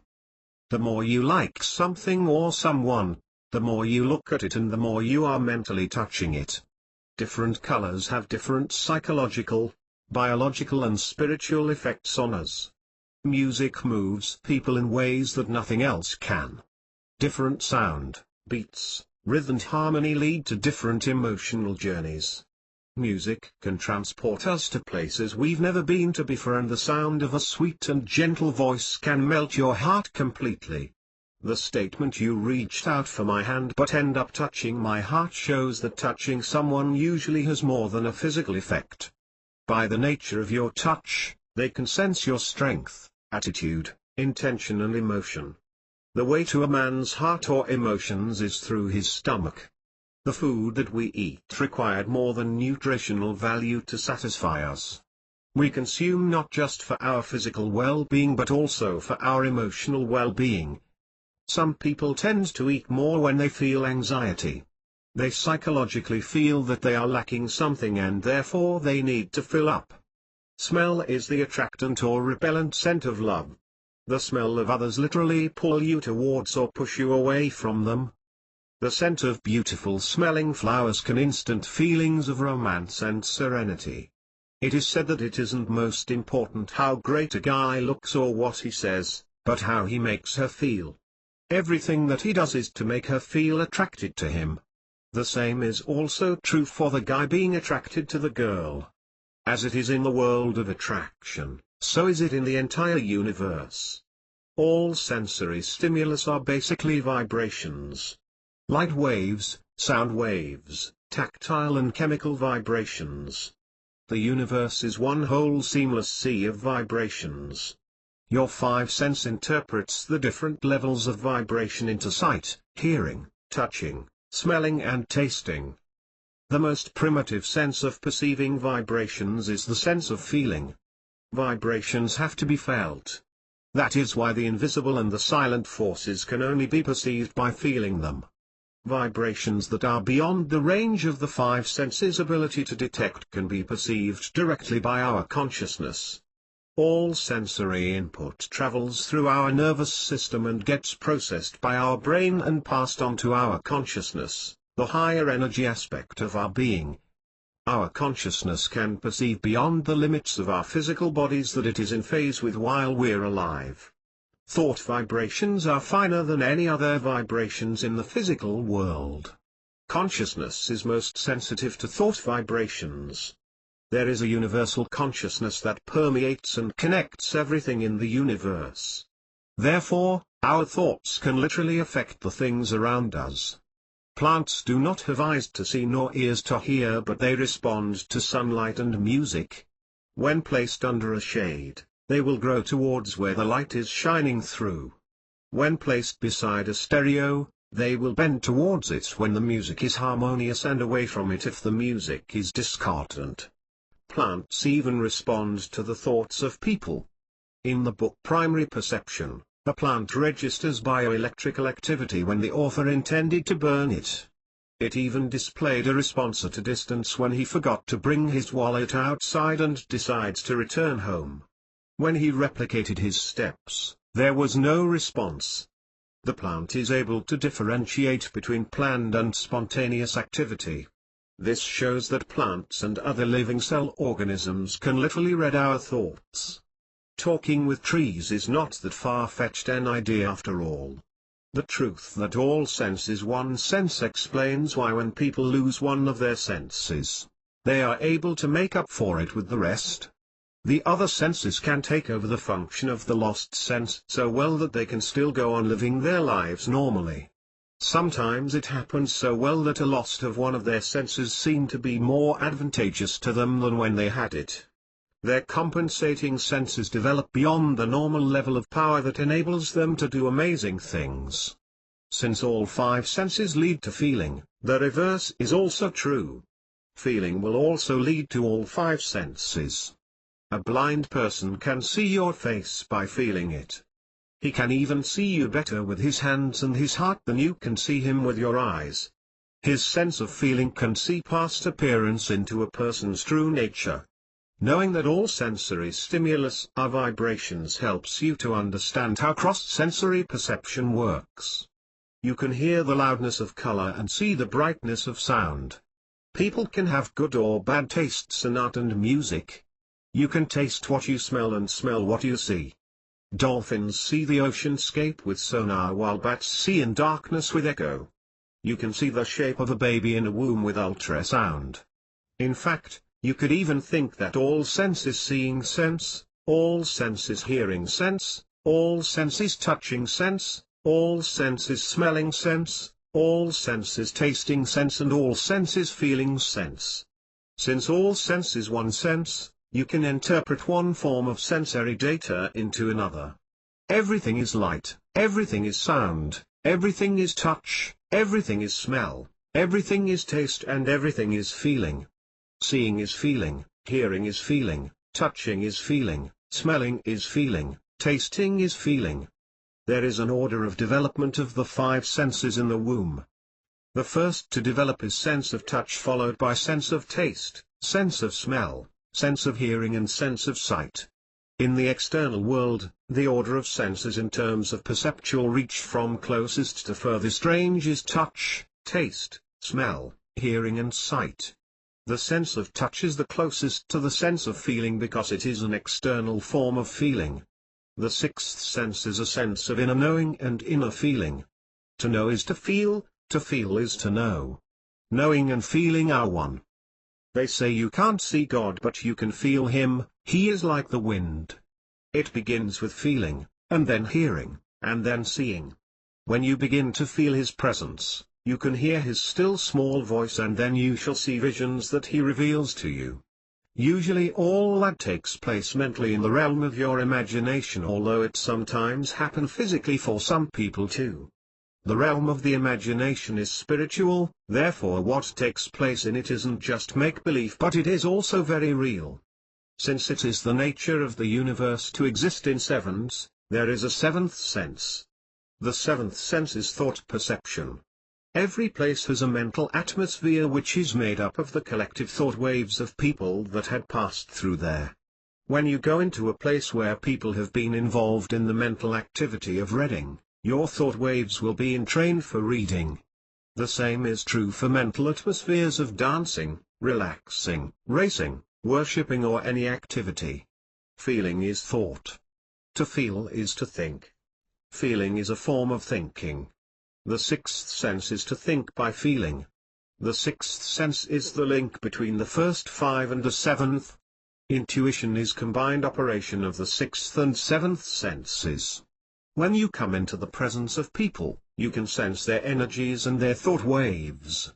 You can perceive whether they are weak or strong, dull or brilliant, good or evil, positive or negative. The same is true for the energies you project for others to sense as well. As the sensory inputs of light, sound, touch, smell and taste are reproduced in your brain, so are the thought waves of your environment reproduced in your brain as well. When you are with wise people, you will tend to think wise thoughts. When you are with foolish people, you will tend to think foolish thoughts. The same is true in the presence of good or evil, strong or weak, positive or negative people. Just like you can block out light by not looking and overpower one sound with a louder one, you can shut out negative thoughts by not thinking them or overpower them with positive ones. To sense is to perceive. Perception is thought. All senses are thought.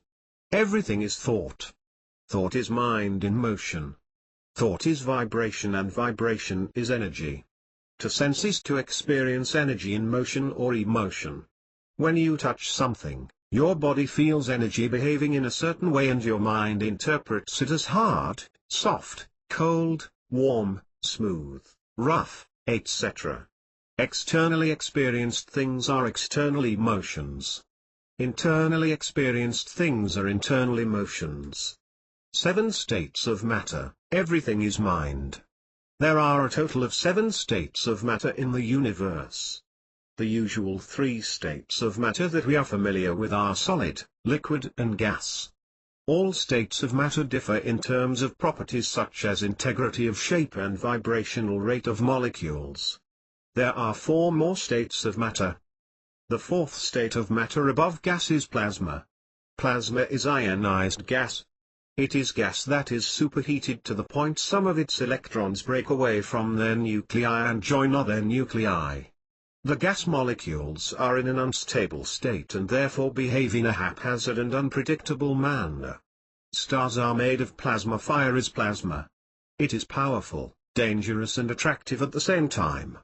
The 5th state of matter above plasma is beam. The difference between beam and the other 4 states is that the particles of solid, liquid, gas and plasma all move in 3 dimensions whereas the particles of beam move together in one direction. Beam is harmonious and coherent whereas plasma is chaotic and erratic. The vast difference of temperament between the 4th and 5th state of matter very well corresponds to the idea that there is greatest amount of chaos right before order, or there is greatest amount of confusion right before clarity appears. There is great war before there is great peace. Beam also differs from the other 4 states in terms of being non-thermal while the rest are thermal. The more energetic the vibrations of particles are, the more heat they would generate. But because the particles of beam are traveling in the same direction, they do not clash against each other to generate heat. Friction is the cause of heat. Beam creates heat not in itself but when its particles clash against other matter. You feel the heat of light when its photons clash against the molecules of your skin. The greater the intensity of the beam and the more concentrated it is, the more friction it will generate when it interacts with other matter. You get incinerated when you get close enough to the sun. Heat is generated by friction of one state of matter with another or with itself. Sound is vibration propagating through matter. Other than these 5 states of matter, there is a state lower than all these states. It is the zero state of matter. The zero state of matter is known as the Beck or Bose-Einstein condensate. It is the most condensed condensate of all matter. This state of matter was discovered by the scientist called Bose. He shared his findings with Einstein who helped him to publish his work to the world.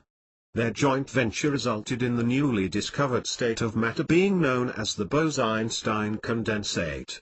A Beck exists when matter is frozen to extremely low temperatures that are a tiny fraction of a degree above absolute zero. In this state, the atoms overlap into each other to form a wave. The Beck is a matter wave. If the wave was compressed, it would form a singularity. If enough mass was condensed into the singularity it could turn into a black hole. It is believed that the zero state of matter could lead to the development of flat space technology. In future, it might be possible to transport huge objects in very tiny spaces as long as they are not compressed beyond the critical mass which would result in a black hole. The occurrence of a black hole while making Beck would not need to be too much of a concern anyway because it would require a tremendous amount of energy to compress mass into the critical point. The zero state of matter, like the 5th state of matter, is also non-thermal. It does not emit heat as well since its particles are not in motion at all, thereby not causing friction. Some elements of each state of matter are able to exist at room temperature. There are room temperature plasmas and matter waves, dark matter. So these are the 6 states of matter. But all things exist in sevens, since it is the nature of the universe to exist in sevens. The 5th state of matter is not the limit, there is a 6th state above it. Thought wave is the 6th state of matter. Thought wave exists at a higher energetic level than beam. Thought wave can even move faster than beam. It moves at the speed of infinity. The universe moves at the speed of thought. Thought wave is local and non-local. It is present and omnipresent. The truth is, all matter is basically one and the same. All matter is different manifestation of thought wave or etheric matter. All other states are condensations of the highest state. Thought is consciousness, consciousness is mind. The universal mind is what all things ultimately consist of. Every single elemental type of matter has its own default state at room temperature. That is because it has a mind, consciousness or memory to exist in that state and have its corresponding properties. It is a mental programming present within the matter that arranges the atoms, molecules or subatomic particles in a particular manner. When science is able to develop ways of manipulating the mental programming within matter, we will be able to create smart objects such as paper that can uncrease itself perfectly after being crushed into a ball. Or even a Mecha-Man Terminator machine who can transform itself into any shape and color. This sums up the 7 states of matter, from matter wave to thought wave. All matter is one matter. All matter is thought wave. All matter is energy. All energy is one energy. All energy is consciousness. Thought is mind in motion. Everything moves, everything vibrates. All energy is kinetic energy. All matter is mind. All matter and energy are different manifestations of mind. Mind is matter. Matter is mind. Everything needs a medium to exist in. The law of the universe is something must exist in something else. Something cannot exist in nothing. A total vacuum is space empty of everything else except the ether, dark energy, or thought wave. There is no such thing as complete empty space. It would not even be space at all. All matter has mass and occupies space. Mass is the measure of an object's resistance to changes in either the speed or direction of its motion. The ether or thought wave is what fills up the space in a vacuum. It has the least amount of mass because it is of the lowest density. There are different densities of thought wave and different densities in ether. The universal mind is the ether or thought wave by which all other thought waves, etheric matter/energy, pass through. Something cannot be created from nothing. In the beginning, there was nothing but God or the universal mind. God can only create from himself. God is the universal matter. All things are manifestations of the universal mind/matter. The universe is one continuous sea of energy. There is no separation except by perception. The universe was created as an idea in the mind of God. First there was thought wave. The thought wave became beam. The beam became plasma, the plasma became gas, the gas became a liquid, the liquid became solid and the solid became black holes. There is balance of forces in the universe. The universal thought wave is even finer than our individual thought waves. The universal mind is the ether that permeates all things and is all things. Everything is mind. Mind is everything. The universe is mind. Mental control of physical reality. When you go to sleep and are in a state of dreaming, can you see, hear, touch, smell and taste things? Are the objects you touch as solid as in the physical world? In experience, there is no difference between the dream world and the real world. What you imagine is in every way as real as what you experience in physical reality. When you are conscious that you are dreaming, you are in a lucid dream. You can control the dream in any way you want according to your will and belief. If that is possible in the dream world, it is also possible in the real world. The difference is that the mental plane responds instantaneously to your thoughts while the physical plane is much slower in playing them out.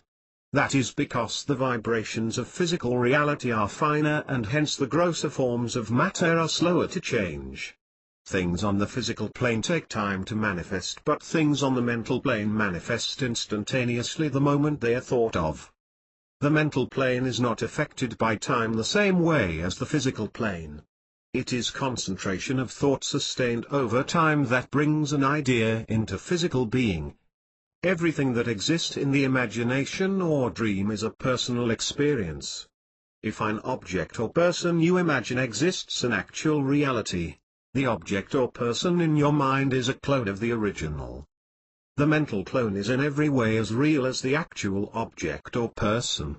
But if the object or person you imagine does not exist in actual reality, it will be an original creation of yours that exists in your mind. The mental creation can manifest in physical reality over time if it is concentrated upon long enough for the necessary actions to take place to bring it into existence. In quantum physics, consciousness collapses the wave function into particles in time and space. That is how God created the universe. It was through pure condensation of thought wave into other states of matter. But God or the universal mind does not require us to create things directly from thought in the physical world. Our thoughts normally manifest physically through indirect means. A goal is first manifested in the psychic plane and then action is taken to materialize it on the earth plane. Just like consciousness pull together quanta or energy to form physical objects through direct mental manifestation, our thoughts will also pull together the different materials needed to form the object in the physical world through indirect mental manifestation. When you have a picture of a car that you want to construct, by concentrating on it and putting all your energies to it, the car will eventually be constructed. You begin by thinking more and more about the car you have in mind. You allow your actions to flow with your intentions as you put it into design.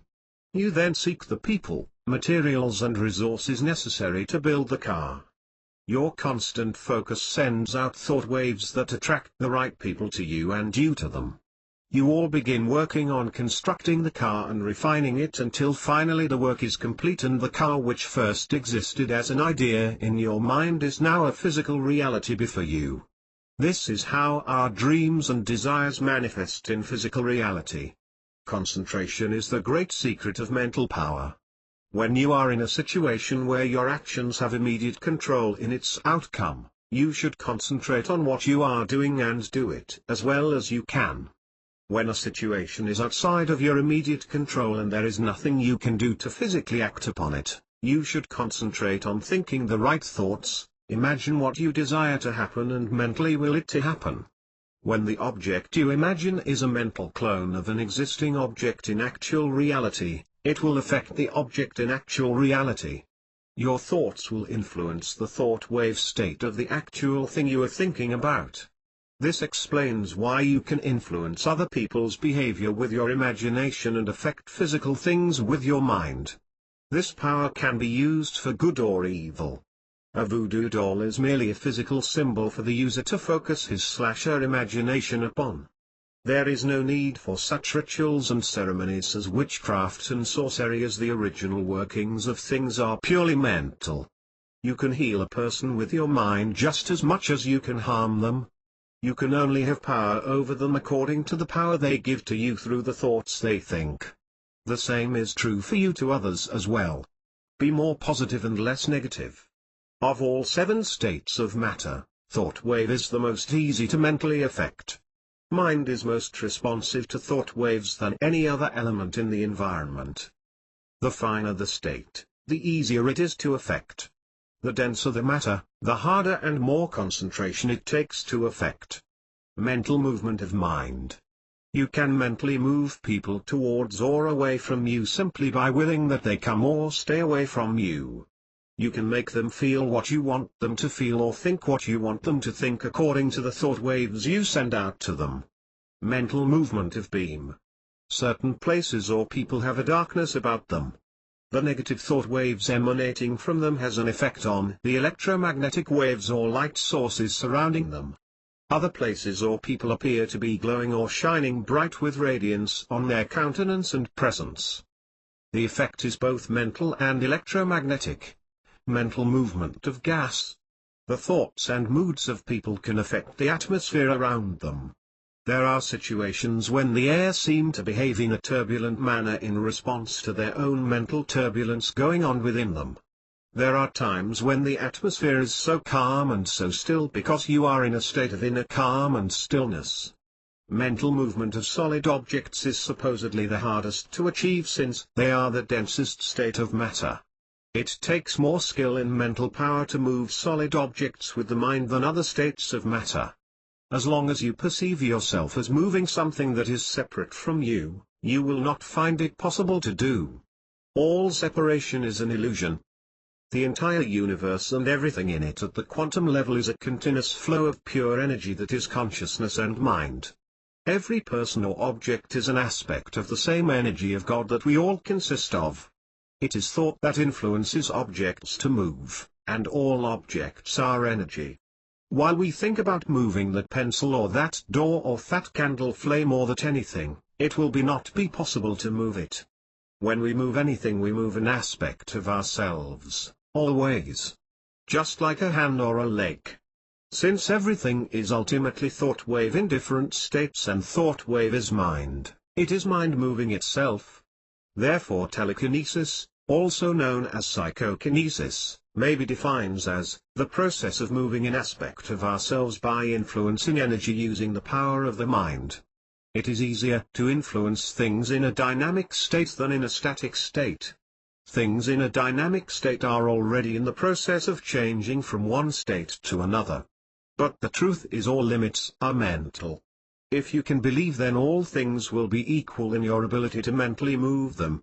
Remember, our ability to affect matter with our mind is governed by the universal mind.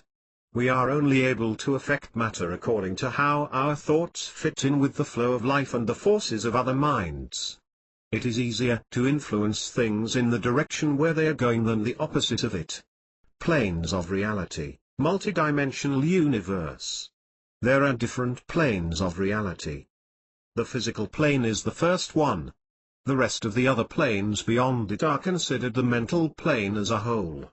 In the 7 states of matter, the highest state is thought wave. Thought wave is the mental plane of reality. It is the universal plane that is made up purely of thought or mind stuff. The mental plane has many levels. They differ in terms of vibrational rate from one level to the next. The finer the vibration, the higher the plane. It is not actually physically higher in position but inner in dimension. The mental plane of reality begins with the second plane after the physical and onwards. The second plane of reality within the physical plane is the etheric plane. Everything in the physical plane coexists in physical and etheric state. Your body exists simultaneously as solid and thought wave. You coexist in the 1st and 6th state of matter. An electron exists simultaneously as a particle and a wave. Two things cannot occupy the same space unless they are of different space densities. The physical and etheric plane can coexist in the same space-time because they are out of phase with each other. But the space-time of the physical and etheric planes are in sync with each other. In an ABI or out-of-body experience, your body is in a sleep while your consciousness moves out of it. You exist in the form of an etheric or energy body. In that state, your consciousness is out of phase with the physical and is in phase with the etheric. You perceive the physical plane and everything around you in its etheric state. When you were awake, there was a chair beside you. Now when you are in an out-of-body experience, you will not see the chair existing in a physical state in the physical plane, but you will see the chair existing in an etheric state. The rest of the physical plane now exists in etheric state to you. You are now in an etheric double and will be able to see your separate physical body in the etheric state on your bed. You are connected to your physical body with a thin silver cord that keeps it alive. It is unbreakable except on death. Other people who are awake in the physical plane and walking around in their physical bodies can't see you in your etheric body, but you can see them in their etheric bodies.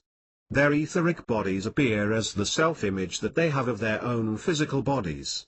A person in the physical plane may look fatter in his etheric or energy body if he is constantly thinking of himself as being fatter than he physically is. The same is true if he think he is thinner, shorter/taller, better/worse looking. In the etheric plane, there may be certain things that do not exist in the physical plane. That is because your imagination creates them in the etheric plane. You need to have certain discerning capability to tell whether something is an etheric state of an object in the physical plane or an etheric object created by your imagination. You can also see angels and fallen angels in the etheric plane if they happen to be around and make themselves visible to you. Hold your hand in front of you and imagine a cup appear on it. Other people might see nothing in your hand, but in the etheric plane, it appears as real as it would in the physical plane. An angel or out-of-body person passing by will see the cup in your hand and can even feel it. They can literally see your thought projections. The same is true when you are in the etheric plane and someone is doing that in the physical plane. The third plane is the astral plane. The astral plane transcends the etheric plane because it does not exist in physical reality at all. It is the place where people go after death or when they are astral traveling.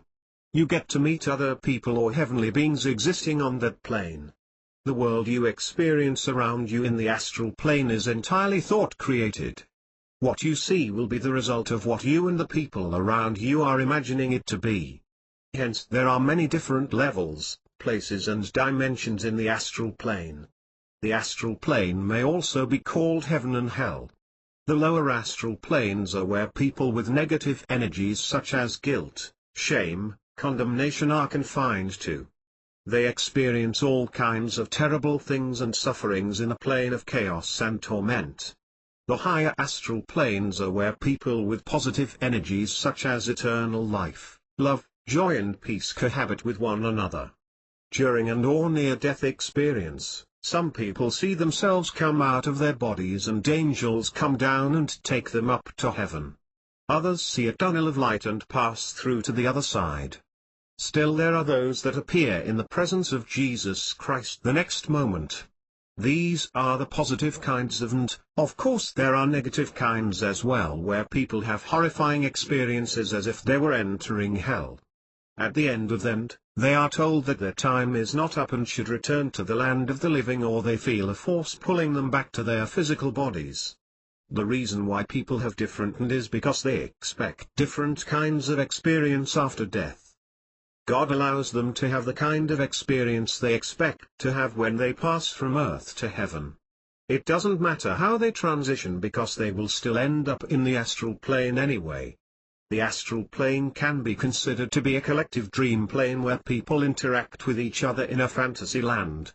Normal low-level dreaming takes place in the dream plane, which is at the lowest level of the energy continuum, just below the human collective consciousness and in the area of personal consciousness or the psyche. Here the subconscious mind will create its own astral ether, often based upon waking thoughts and in particular, the last thoughts of the mind before drifting off to sleep. That is why it is important to take positive and harmonious thoughts to sleep with you. The difference between the dream plane from the etheric and astral planes is that of shared reality. In the dream plane, no one else experiences what you are dreaming directly. But in the etheric and astral planes, you experience a shared reality with other beings existing in them.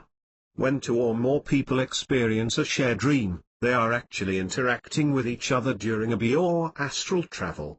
It is possible for others to influence your dreams through telepathic influence.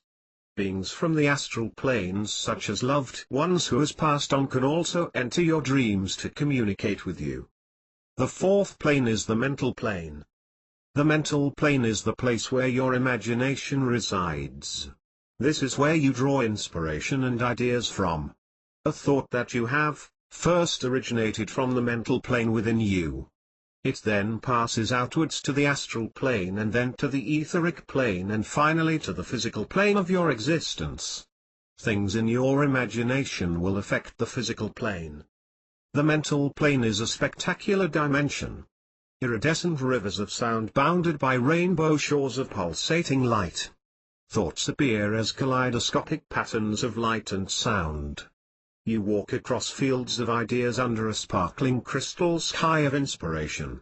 If you enter this world, don't try to rationalize or understand it, or you may go mad, for it is beyond human understanding. Just accept it all, go with the flow and enjoy it. Exist here in wondrous amazement. Let loose the child within you to play in this fairy wonderland.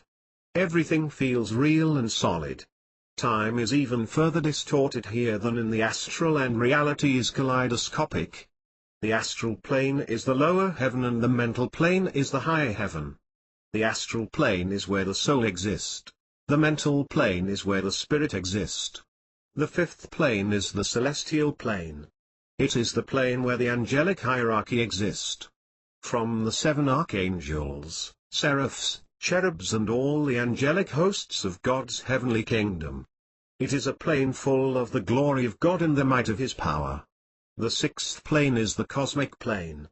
Here is where everyone is in the most glorified form, radiant, shining bright, pure brilliance, dazzling and sparkling. It is the most beautiful and most positive state of existence. Everyone interacts with the greatest joy and the highest love with one another. You can feel the presence of God as a tangible, all-pervading force. Time stands utterly still here. Reality is more real and solid than normal reality. Compared to this, the physical world is a vague, tired dream full of half-dead people. The 7th plane is the divine plane or the source. It is the highest mental plane, which is the plane of pure spirit or pure mind.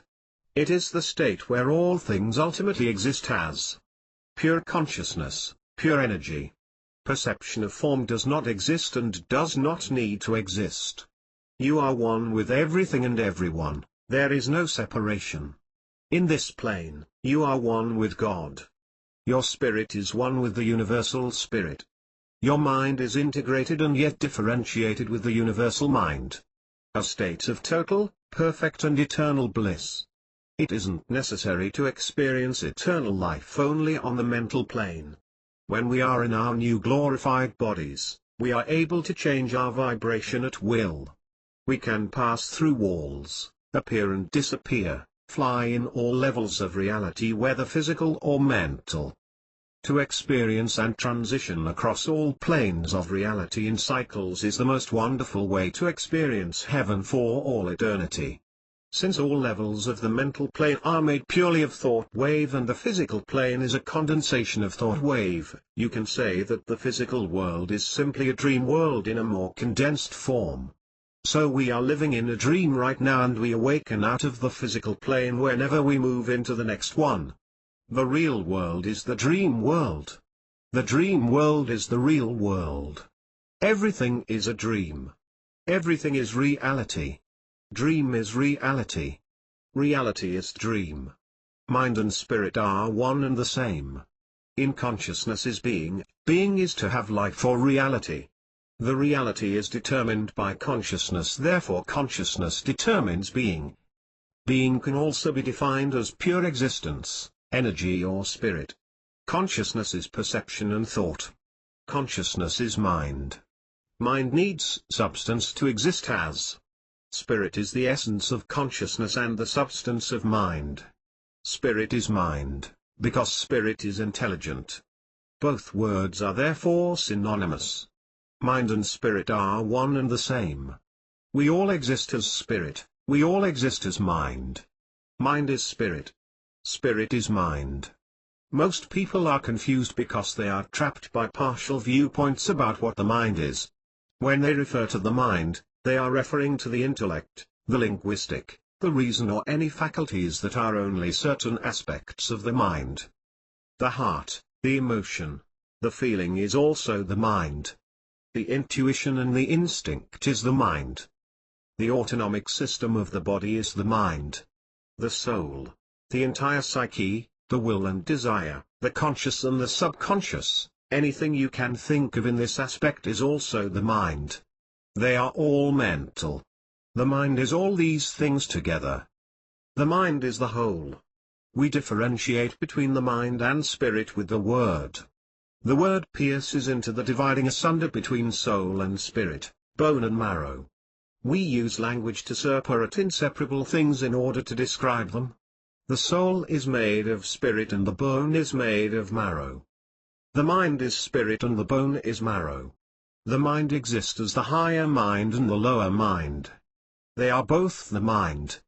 The higher mind and lower mind is our higher self and lower self.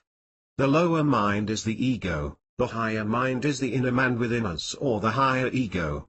The higher mind is in tune with the universal mind. When we access our higher mind, we are accessing the universal mind.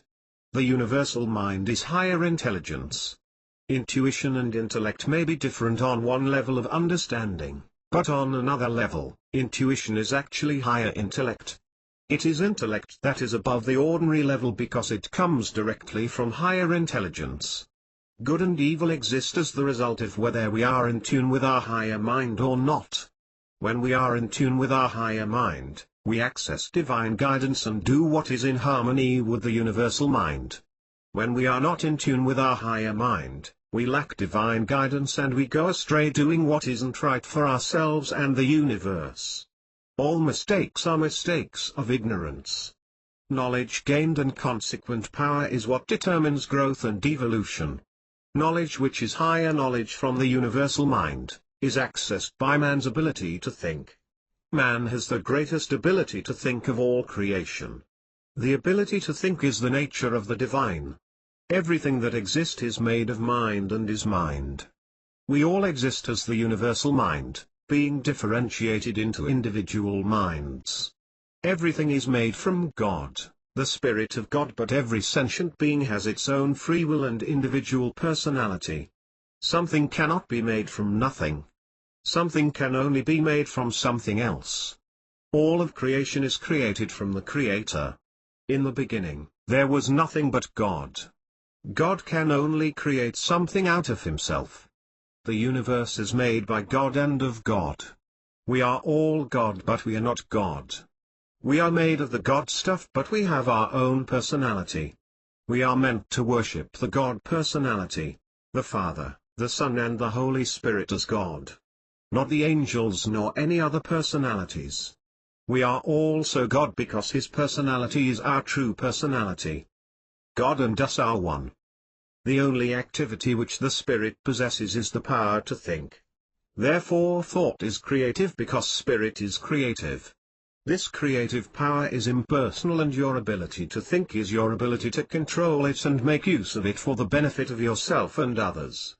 All thought is intention and intention is prayer, because thought connects the individual mind to the universal mind. Our ability to think is our ability to act on the universal mind and bring it into manifestation for the benefit of ourselves or others. Ask and it shall be given always. Therefore take charge of your thoughts because your predominant mental attitude will be your manifest reality. All thought is vibration, but a thought of the truth is the highest vibration and consequently destroys every form of error the same way light destroys darkness. No form of error can exist when the truth appears. So all mental evolution is about coming to an understanding of the truth.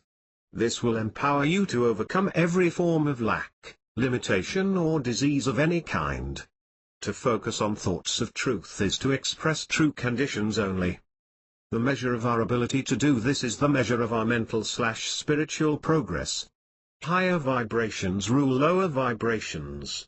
Therefore thought rules everything else. Thoughts of truth will overcome thoughts of error. God is truth. When we think the way God thinks, our mind is in harmony with the universal mind, we are walking in the light and not darkness. To think like God, we must know God. The more we know, the more we become. To know is to be. The more we know God, the more we become like God. The fallen nature is the ignorant nature. The new nature is the enlightened nature. Salvation is by knowledge of the truth. To know God is to know ourselves. To know our higher self or true self is to know God. To evolve into who we really are. To be transformed by the renewing of our mind. to be changed from glory to glory. Mental knowledge, all knowledge is one knowledge. All mistakes are mistakes of ignorance. Knowledge gaining and consequent power is what determines growth and evolution.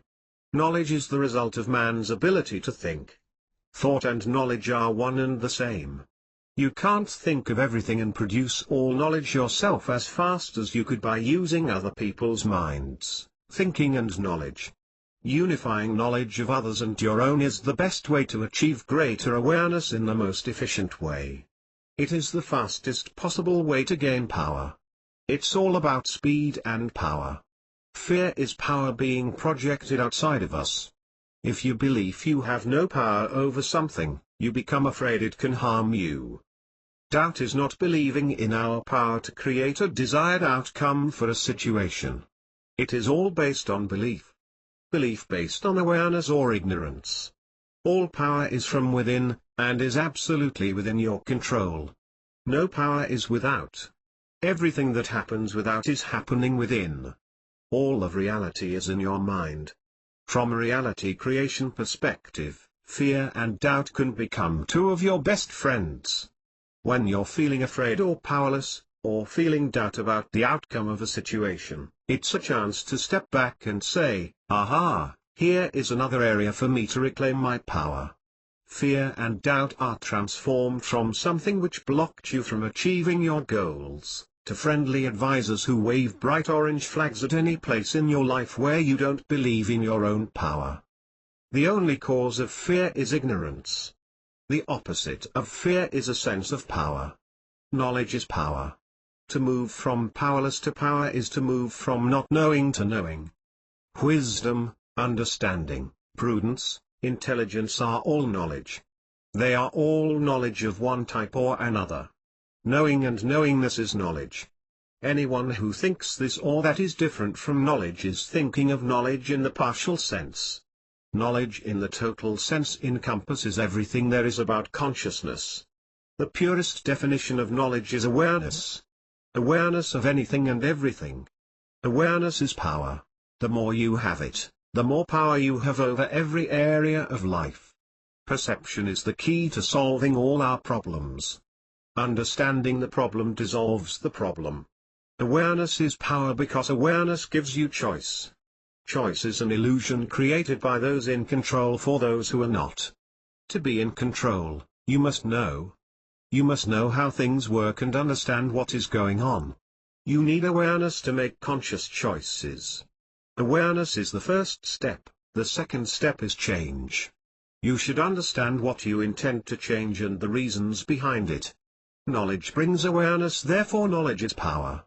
All of life is a learning experience for you to become all you can be. All knowledge is self-knowledge. In the end it is all about discovering ourselves. The world without is a reflection of the world within. By learning about the universe, we understand our inner universe. The reverse is also true. The greatest thing in the universe is mind. Therefore the greatest knowledge is knowledge of mind. Mind is the governing dynamic over all governing dynamics of reality. Mental knowledge is mental power. Mental power is the ultimate power of all. The ultimate mind is the universal mind.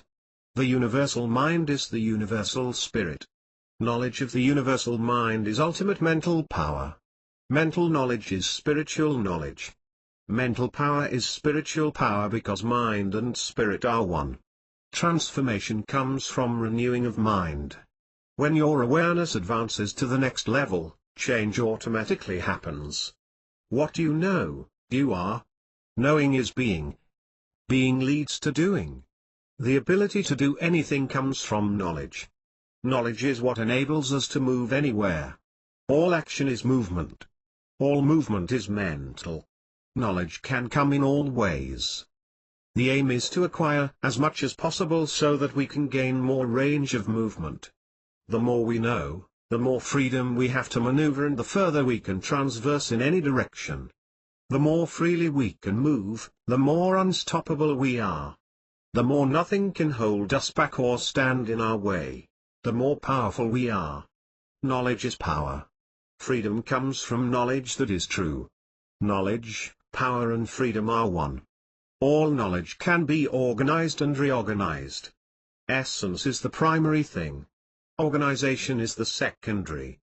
As long as everything written in a particular work of knowledge is real substance and not fluff, it is well written.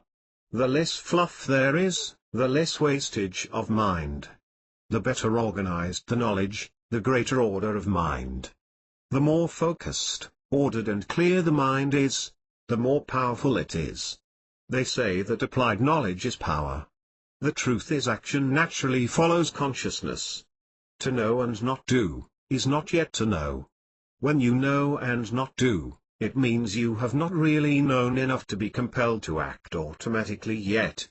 You just need to know some more until your actions begin to flow with your intentions. When knowledge becomes your thoughts control your being and doing. If any man thinks he knows, understands spiritually, anything, he knows, gynosko, experiential knowing, nothing yet as he ought to know. Head knowledge needs to be accompanied by experiential knowing. Spiritual evolution is about acquiring gnosis, illumination, enlightenment and awareness. Reading the Word of God is for the purpose of increasing in wisdom, understanding, spiritual intelligence and discernment. Transformation of mind is transformation of being. Even if you have all knowledge, you still have the free will to choose your thoughts. Since thought and knowledge are one and the same, to know correctly is to think correctly.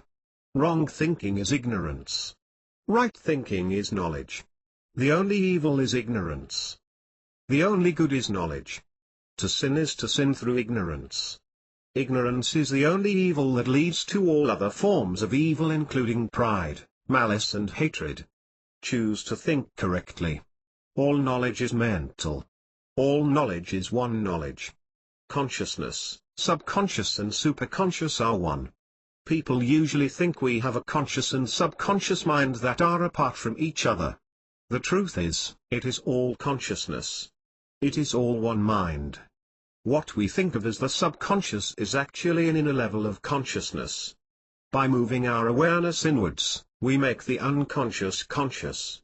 We begin to know what we are really conscious of at a deeper level. This is how we tune into our intuition.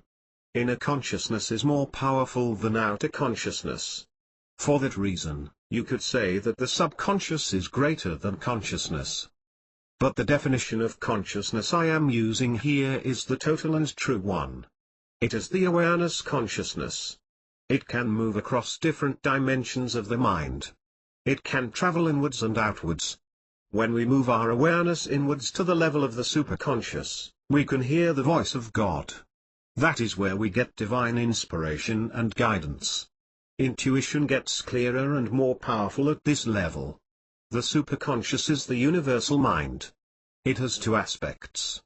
The first aspect is that it is infinite intelligence that governs the whole universe. The second is that it is the collective consciousness of everyone and everything that exists in all levels of reality. The totality of all mind which is in existence. When we move our awareness to the second aspect of the universal mind, we have a sense and realization that everything is connected and everything is one. In that state, we feel at one with the universe. There is no separation. At the level of the superconscious, we can also pick up thoughts and ideas coming from other people's minds. This explains the phenomena of why when 100 monkeys in one region of Earth learned to wash potatoes before eating them, all other monkeys in the world begin to do the same thing too. The collective consciousness matrix of the mind also explains how psychics are able to locate missing persons or lost items in various places of the world. It explains why there have been cases where a family dog or cat will locate their owner even when separated by a move of thousands of miles. It explains why 70% of all dogs in California run away 2 weeks before an earthquake. The universal mind that is differentiated into our individual mind is what we call our consciousness and subconscious. Your mind has an autonomous intelligence. When you think of a thought, it sinks into the inner levels of your consciousness. Your consciousness automatically carries out that thought in your reality. You are the programmer and you are the program. You are the programmer within the program. You are the self-programming program. Our inner consciousness may be more powerful than our consciousness, but that doesn't mean it is better. If we do not move our awareness inwards, we cannot keep check of it. It will master us instead of we mastering it. Be master of mind, not mastered by mind. We can only move our awareness according to knowledge. It is knowledge that enables us to traverse all planes of the mind and reality. The ability to astral travel and have a out-of-body experience, comes from knowledge. The ability to see what is in the deepest parts of our psyche comes from knowledge. Knowing is seeing. All mind is consciousness. All mind is universal mind. All mind is one mind. Gravity is mind attracting mind. Gravity is the result of energy attracting energy. All matter is energy. Energy is consciousness. All consciousness seeks to unite and become one.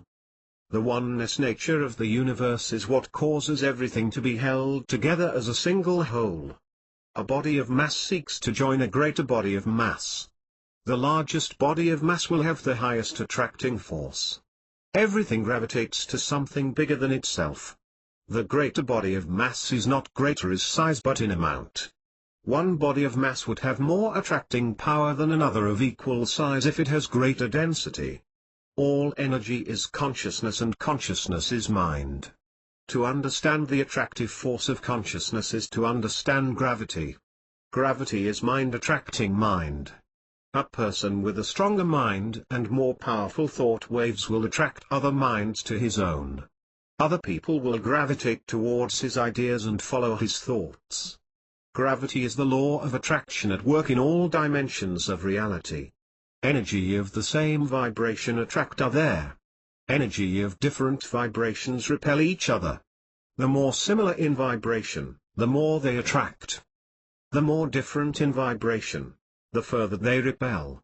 Scientists mention an unknown force that holds all the particles of an atom together but separated at a perfectly ordered distance that is in the ratio of phi, 1.618. The distance between the planets and the Sun are also in the ratio of phi. The densest planets are closest to the Sun. The less dense ones are further away. Things do not repel indefinitely. They only repel to a certain distance and then stay in that proximity according to the ratio of their vibrational difference. In the physical world, helium rises upwards away from the ground because it is so fine in vibration that it repels from the dense mass of the Earth until it reaches a certain distance in the atmosphere where it remains in the attraction field of the Earth. In the world of thought, you attract the objects, people and resources that are in harmony with the thoughts you think. Your mind attracts like-minded people and repel unlike-minded ones. Increasing the difference in vibration, kinetic energy, between two objects is the secret of anti-gravity. Fire always burn upwards and not downwards. Electromagnetic waves travel upwards more easily than downwards. Positive and harmonious thought waves tend to travel upwards. Negative and discordant thought waves tend to travel downwards. Mass is the measure of an object's resistance to changes in either the speed or direction of its motion. Finer vibrations change speed or direction more easily than denser ones. Violet gets refracted the most while red the least.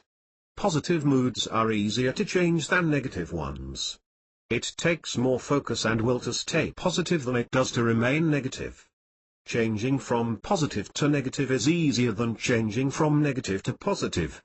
That is the challenge. The stronger you are, the more positive you can be. The weaker you are, the more negative you will be. Gravity has a lesser effect in the dream world.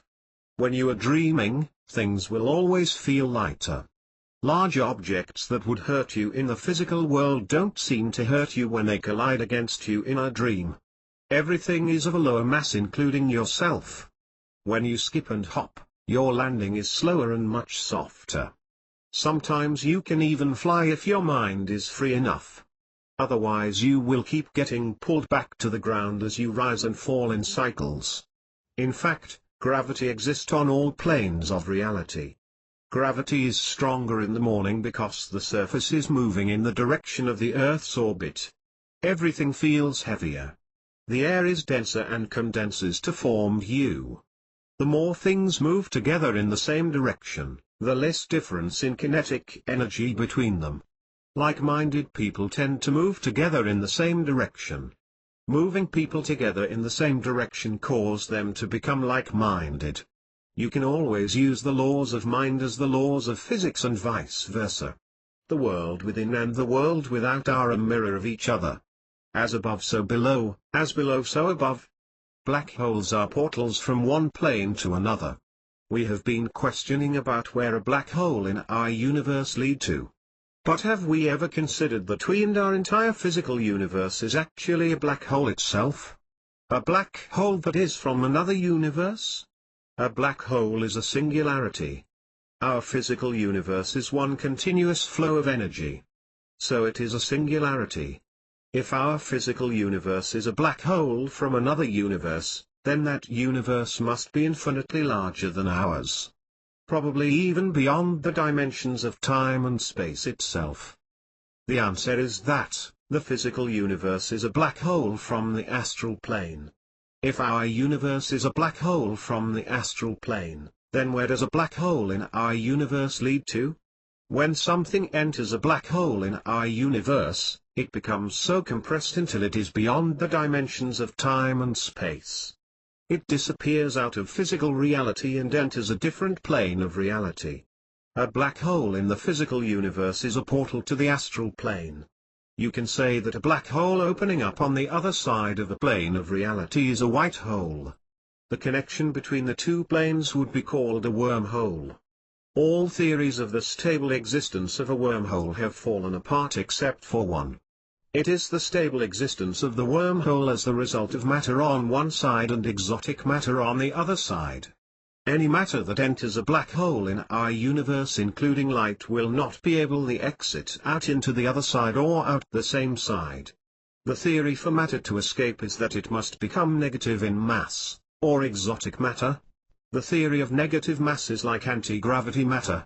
In this state, it can exit the black hole. The truth is, exotic matter is not matter with negative mass. There is no such thing as negative mass.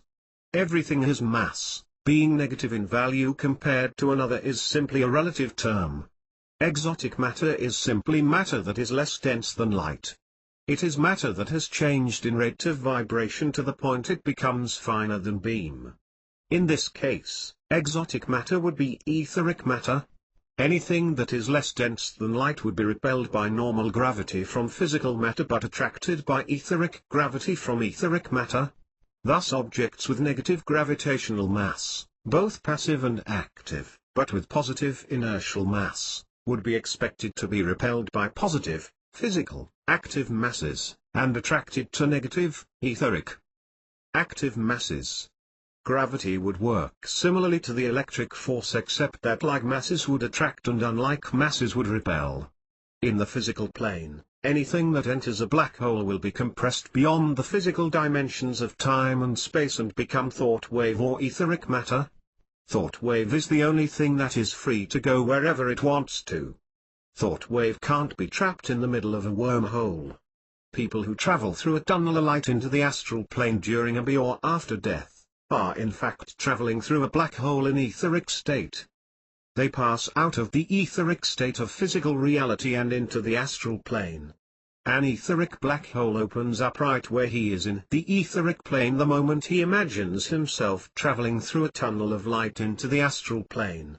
A person in an is in etheric state which is thought wave. He can pass through the wormhole to the astral plane and back easily. On the physical/etheric side, he is thought wave in the etheric state. On the astral side, he is thought wave in the astral state. When you enter a black hole of the physical plane in physical state, you will cease to exist physically and have died to the physical dimension. It is better to enter in the etheric state instead, since you cannot return to the physical plane if your physical body has disappeared from physical reality unless the universal mind allows you to manifest in temporal physical form. Anything that enters a black hole of the astral plane which is timeless and spaceless will collapse into physical time and space. Just like the double-slit experiment where a wave is collapsed into a particle in time and space. It will exist purely in the etheric thought wave state or be condensed into any other state of matter according to the will of the universal mind. The truth is, black holes are not needed for interplane traveling because all that is required is just the change in rate of vibration. Black holes, tunnels, portals are just forms of experience in passing through from one plane to the other. So understanding the true nature of a black hole brings the relation of the 7 states of matter to completion or full circle. A black hole in the physical universe transforms all other states of matter to the 0 state, and then to the 6th state directly. From matter wave to thought wave. So this is the full cycle of manifest of the physical universe.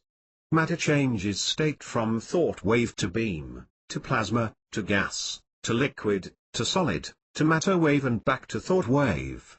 From the ether to the black hole and back to the ether. From alpha to omega to alpha.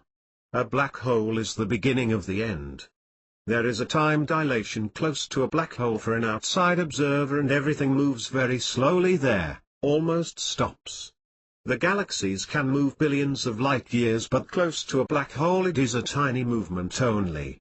When we are close to the astral plane, physical time around us slows down while physical time away from us continues as usual. When space compresses, time expands. From the physical point of view, our space has collapsed. But from our point, our space is normal. From the physical point of view, our time has expanded. But from our point, our time is normal. Physical time has been frozen and physical space does not even exist in our dimension. Antimatter is etheric double of physical matter. The entire universe is made up of matter in different states. The quantum building blocks of matter are atoms and subatomic particles. Every subatomic particle has a positive or negative charge. For every particle with a positive or negative charge, there must be an equivalent particle of a negative mass or with an opposite charge to balance its existence. We would not be able to distinguish between a negative mass and a negative charge, either would produce an acceleration opposite to the electric field. So that means for every particle there must be an antiparticle and all matter has antimatter as its opposite counterpart. If that is the case, then where is all the antimatter in the universe? They seem to be missing. The idea is that antimatter and matter cannot coexist because if they did, they would destroy each other immediately upon contact and disappear. So how can matter exist without antimatter? It is a great mystery that the physical universe seems to exist in an unbalanced state of existence. There may not be an imbalance. The antimatter may be present within the matter as a quantum superposition, we just do not observe it until we look for it. The solution to the mystery can only be found in understanding that there are 2 planes of reality coexisting in the same space-time but out of phase with each other. Everything in physical reality exists in 2 states, the physical state and the etheric state. Physical matter and its etheric double coexist in the same space-time but out of phase with each other on 2 different planes of reality. Antimatter is the etheric double of physical matter. Physical reality exists as the physical plane on this side and the etheric plane on the other side. On this side, the electron is the original and the positron is the anti. On the other side, the positron is the original and the electron is the anti. On the other side, we are the original and we are the anti on this side. An electron has a negative charge, therefore it has an antiparticle of a positive charge called a positron. Like and unlike charges attract, therefore the electron and its etheric double are held together in the same space-time and out of phase on different planes. The positron's mass is the inverse of the physical electron. Of course, since there is no such thing as negative mass, antimatter is really matter that is less dense than light. The etheric double of the electron is not directly perceivable on the physical plane through physical means. But when the etheric double swaps places with the electron, it becomes detectable. The electron appears on the etheric plane as an etheric positron, while the etheric double appears on the physical plane a physical positron. Their masses reverse and so do their charges. Light is made up of photons. A photon is a chargeless particle, therefore there is no antiphoton. The photon and antiphoton are one and the same. Light is the only thing that can coexist in the physical and etheric plane in the same state. Light is the link between the physical and etheric plane. Light is an etheric matter. Etheric matter is matter that can pass through physical matter. Light is the only thing that can pass through solid. Visible light can pass through glass and transparent material. Invisible light such as X-ray and gamma rays can penetrate through various solid matter. When an electron and a positron combine, they become two photons. When two photons combine, they turn into an electron with a positron. You can transform matter into light and light into matter. Electron plus positron equals two photons. Matter plus antimatter equals light. Everything is made of light. Everything is light. So it is not too far-fetched an idea to think that holograms can become solid. Light is beam and beam is the fifth state of matter. Condensing from beam into solid is how angelic beings or spirits manifest into physical existence. Light is the final state of matter that can be visibly observed with our physical eyes. Quantum physicist David Bohm describes the physical universe of matter as frozen light. The entire universe from the innermost to the outermost planes is a grand holographic projection with everything and everyone an integral and inseparable aspect of the universal hologram. Light is the link between matter and spirit. There is light in the body. Biophotons are ultra-weak photon or electromagnetic wave emissions of biological systems in the optical range of the spectrum, which is light. All living cells of plants, animals and human beings emit biophotons which cannot be seen by the naked eye but can be measured by special scientific equipment. This light emission is an expression of the functional state of the living organism and its measurement can be used to evaluate this state. Cancer cells and healthy cells can be discriminated by typical differences in biophoton emission. We have a body of matter and a body of light. The human body has a holographic biophoton field. It is part of the etheric or energy body. The biophoton field is the mediator between body and soul. Biophoton light is stored in the cells of the organism, or more precisely, in the DNA. The holographic biophoton field of the brain, the nervous system and of the whole organism is the basis of memory and other phenomena of consciousness. The consciousness-like coherence properties of the biophoton field are closely related to its space in the properties of the physical vacuum, ether or universal mind and indicate its role as an interface to the non-physical realms of mind, psyche and consciousness. When someone experiences ghost pains after amputation of some part of the body, it is the etheric body through which they are feeling the discomfort. Many people who experience amputation for quite some time will feel as if the missing part of the body is still there. Which it is, in the etheric template.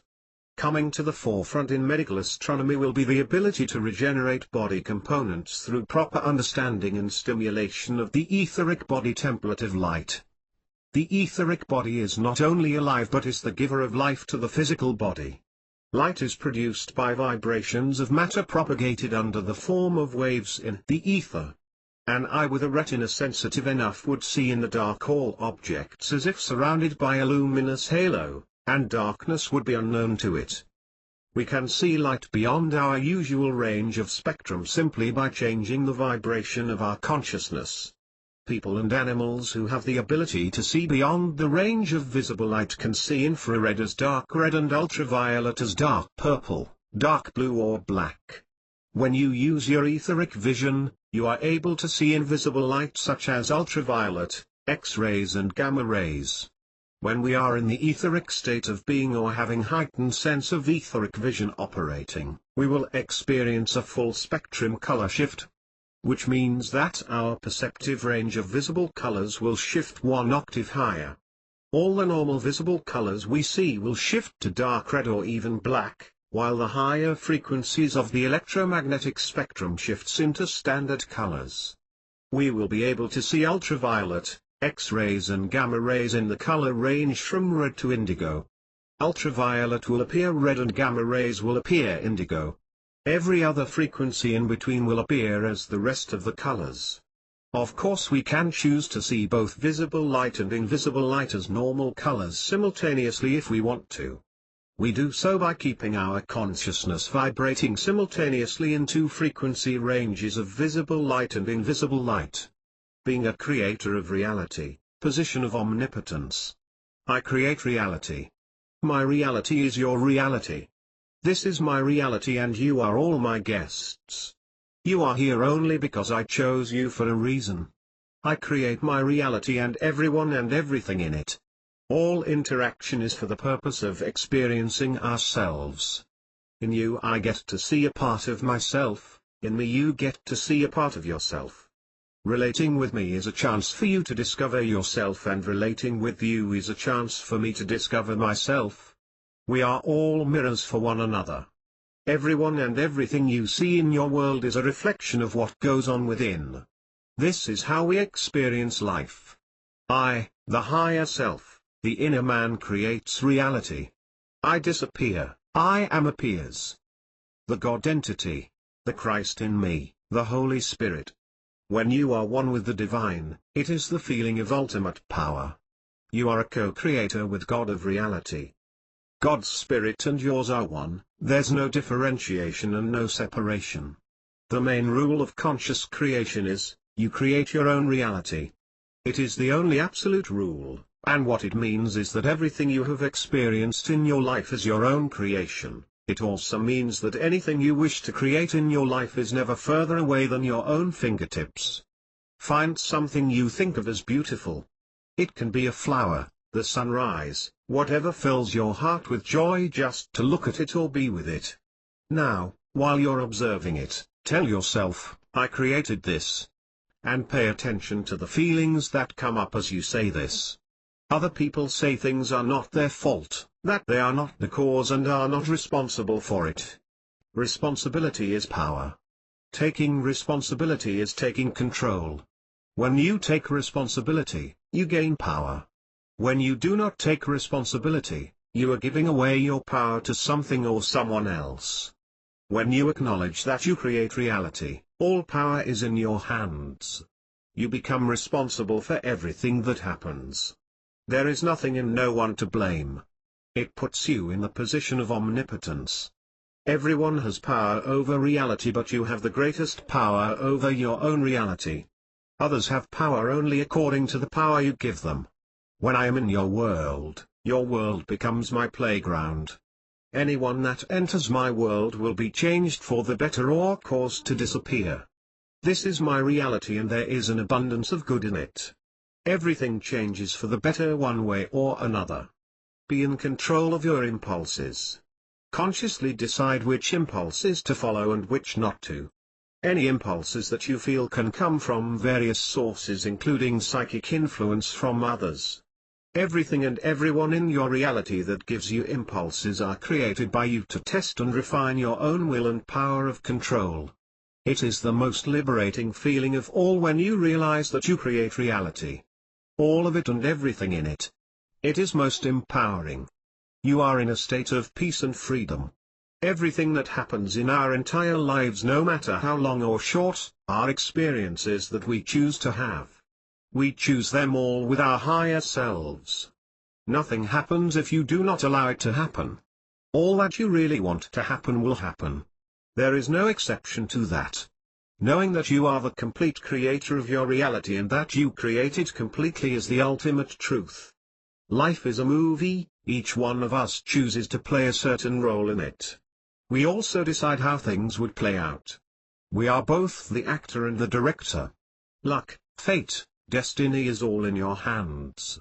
This is my reality and I am the creator. This is my dream and I am the dreamer. He is my story and I am the star. We create reality at a general level and allow things to play out on a specific level. You can't completely override the will of another person in his creation of his own reality.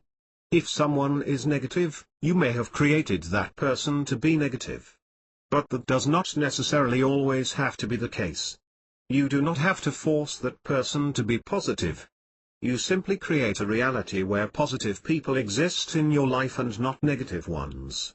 You will then attract the positive people into your life. The negative ones will either change into being positive in some manner, or their negativity will become less apparent. You just state what is your wish, your desire and your intention, and allow the universal mind to carry it out for you. Man makes plans in his heart, but it is the Lord who makes the path. State your request and allow God to bring it into your life. In whatever way it comes, it is the best. Allow it to happen freely without needing it to happen in a single way. You create your reality through your beliefs. So does everyone. Everything is individually purposed, there are no victims. There is nothing that happens which wasn't the result of your thoughts, whether current or sometime in the past. Mind controls everything. Your thoughts shape the reality matrix continuum. Changing your beliefs will not just change your perception of reality, but alters the reality you experience. Your beliefs form your reality. We choose from a sea of infinite probable events, since no event is real until we have actually chosen to experience it. Imagination is the faculty of belief. What you imagine is what you create in your mental world, which will then manifest over time in your physical world. Imagine a world where things are as good as you want them to be. Hold it in your mind, and things will start to happen that way. As impossible as it seems, I choose to believe it is possible. Because anything is possible. Even if the possibilities do not exist, they can be created. That is the magic key about reality. Reality can be created. Nothing is impossible. There is nothing you cannot be, do or have. You can be, do and have anything you want. All things are possible when you believe. Change reality by creating it anew. You can't create something and then try to make it into something else by manipulation. The more you resist, the more it persists. What's done cannot be undone. It doesn't matter. You just create again, and anew. When you create something wrongly, let it go and focus on creating what you want once again. The secret of changing reality is to create a new one. Your new creation will cancel out the old one. Creation versus control. Anytime you do something in order to keep something else from happening, you are trying to shape reality to the exclusion of events. In order to exclude something from your life, you have to focus on what you are trying to exclude. Since you get what you focus on, trying to exclude something is not the way. When you use only biodegradable products, recycle and plant trees in order to stop environment from being destroyed, you are believing in a world where the environment is being destroyed. That mindset creates that reality in your life. Focus on what you want to create, and let go of anything that isn't your intention. When some people pray, their problems seem to take care of themselves. Good prayer is focusing on the reality you intend to create and not on problems. The last thing you want to do is control reality, you want to create it. When you set out to write a story, or paint a picture, you might have an overall sense of what you want, but you don't try to control the flow of the paintbrush, or the pen in your hand. You let the vision express itself as you stay in the flow, and then refine it until you are happy with it. Reality creation is the higher form of reality control. Control by creating. Perceiving versus judging. We define judgment as saying this is good, this is bad. Perceiving is seeing something for what it really is. A couple had their van hit in the back by a pickup truck. This could be judged as a bad event. Who wants their automobile crunched and broken? The perspective of it being bad would automatically prevent them from seeing each event connected to it as anything more than a pain in the neck. They would have basically been blind to all of the little nuances and genuine feelings they were having towards each part of the sequence. In this case, they released their judgment about it and simply opened to knowing more about it. In the end, The guy who hit them actually helped to get their cargo home, which they were having trouble with in the first place.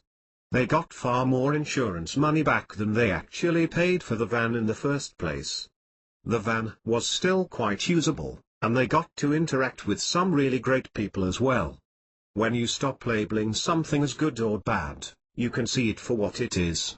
You may know how you're supposed to feel, but in finding out how you really feel, you'll discover another layer of who you really are. Perceive what is the higher form of judging. Judge by perceiving. Probable selves and probable realities. When you think about probable selves like particles instead of a waveform, they are beings you create that take on an existence of their own and are doing their own thing. You may interact with a probable self whenever you shift focus to it. When you look at probable selves as a waveform, it's one continuum of consciousness. You simply create an event to experience, and when you're done, you create something else. Subject/object, wave/particle, observer/observation, it is all us and not us. How truly flexible physical reality really is. It is not the hard and fast linear reality we first learned it to be. If we want to experience something in our reality, we can create it by putting our attention on it. But by focusing only on what you want, aren't you just ignoring all the bad stuff that's out there? If you look at anything from one side, you are automatically not focusing on the other side. If you look at a city and expect to see crime, you will align with that aspect and experience crime either directly or via the news or some other source. It's not that the bad stuff doesn't exist, the truth is that everything exists. However, you will experience whatever you choose to focus on. The more you choose joy and love, the more you will resonate with events that reflect these choices. The impact of opposite things such as crime will begin to disappear from your reality, becoming more and more distant until you don't even hear about it anymore. The ultimate reality is a sea of infinite possibilities. Everything exists in that state. We attract into our own experience and reality according to that which we focus on. It doesn't matter what exists. It only matters what you allow to exist in your reality. Your reality is the only reality you experience. You totally have the God-given power to create your world. The beauty of infinite probabilities for the conscious creator is that it literally opens the door for magic to happen. Believing that there is an infinite range of experiences to choose from frees up your energy from many limitations you may have placed on it in the past. This is magic in its purest form, the ability to manifest something directly into your life. All you need to do is believe the probability that you have achieved that goal exists, and then feel yourself resonating with it and stepping into it. Up until now you have created your life in this manner, possibly while being unaware of the mechanics behind it. Now that you have an understanding of these mechanisms, the universe is completely your playground. Watching reality shift before your eyes. Have you been amazed how many times situations change before you from time to time? Reality shifts from one moment to the next. It is not rigid but fluid. Whenever you find yourself in a situation that isn't desirable to you, always remember that reality is in constant flux. Whatever that is happening at the moment in your experience is only temporal. What is true now doesn't have to be true later. Have you seen the way children are? They spontaneously move from one moment to the next. They may be in a situation that makes them feel unhappy one moment, but when the next situation comes along where it makes them feel happy, they just enter into it afresh without being held back by the previous situation. This is the power of being present and living in the now. It helps you to make every situation your first situation. It enables you to use all your mental resources fully and freely in the situation that you are currently in. Being conscious of how you make associations across situations empowers you to choose those associations in ways that are constructive for you. You can consciously decide when to link situations together and when to keep them separate instead of doing them unconsciously all the time, even in ways that are not helpful. When we experience one positive situation after another, It is better to mentally associate them with each other instead of keeping their meanings separate. This increases the joy we experience from each situation collectively as a whole. Sometimes we allow a negative situation that comes along after a positive one to diminish our joy that we experienced from the first one. Here is where it is useful to separate the positive and negative situations as independent from each other so that the later does not affect the first, thereby keeping the joy of the first experience shielded.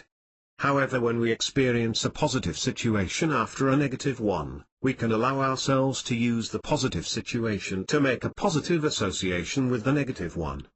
That takes away the negativity of the first situation and even transmute it into something positive. In the case where we experience one negative situation after another, we tend to link them together, multiplying the effect of each one. It is important to realize that we don't have to do that. We can isolate each situation from being independent from the other so as not to make each one worse than it already is. By reframing the way we think about a situation, we can stop giving power to it and start gaining power over it instead.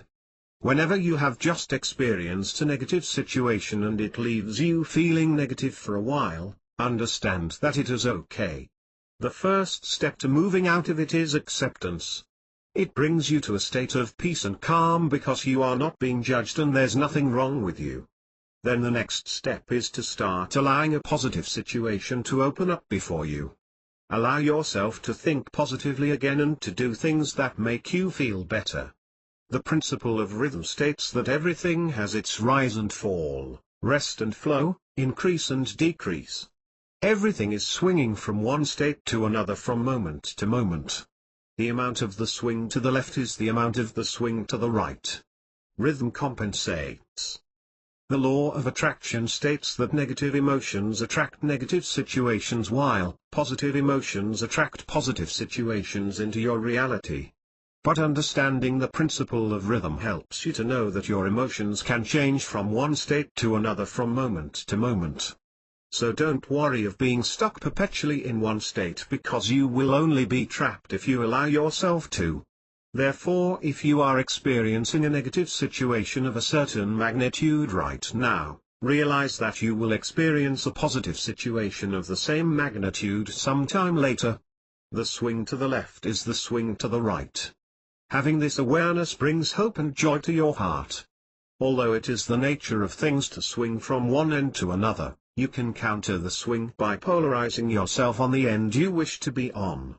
By choosing to focus on experiencing the positive as much as possible, you will polarize your reality more of the time in the positive state.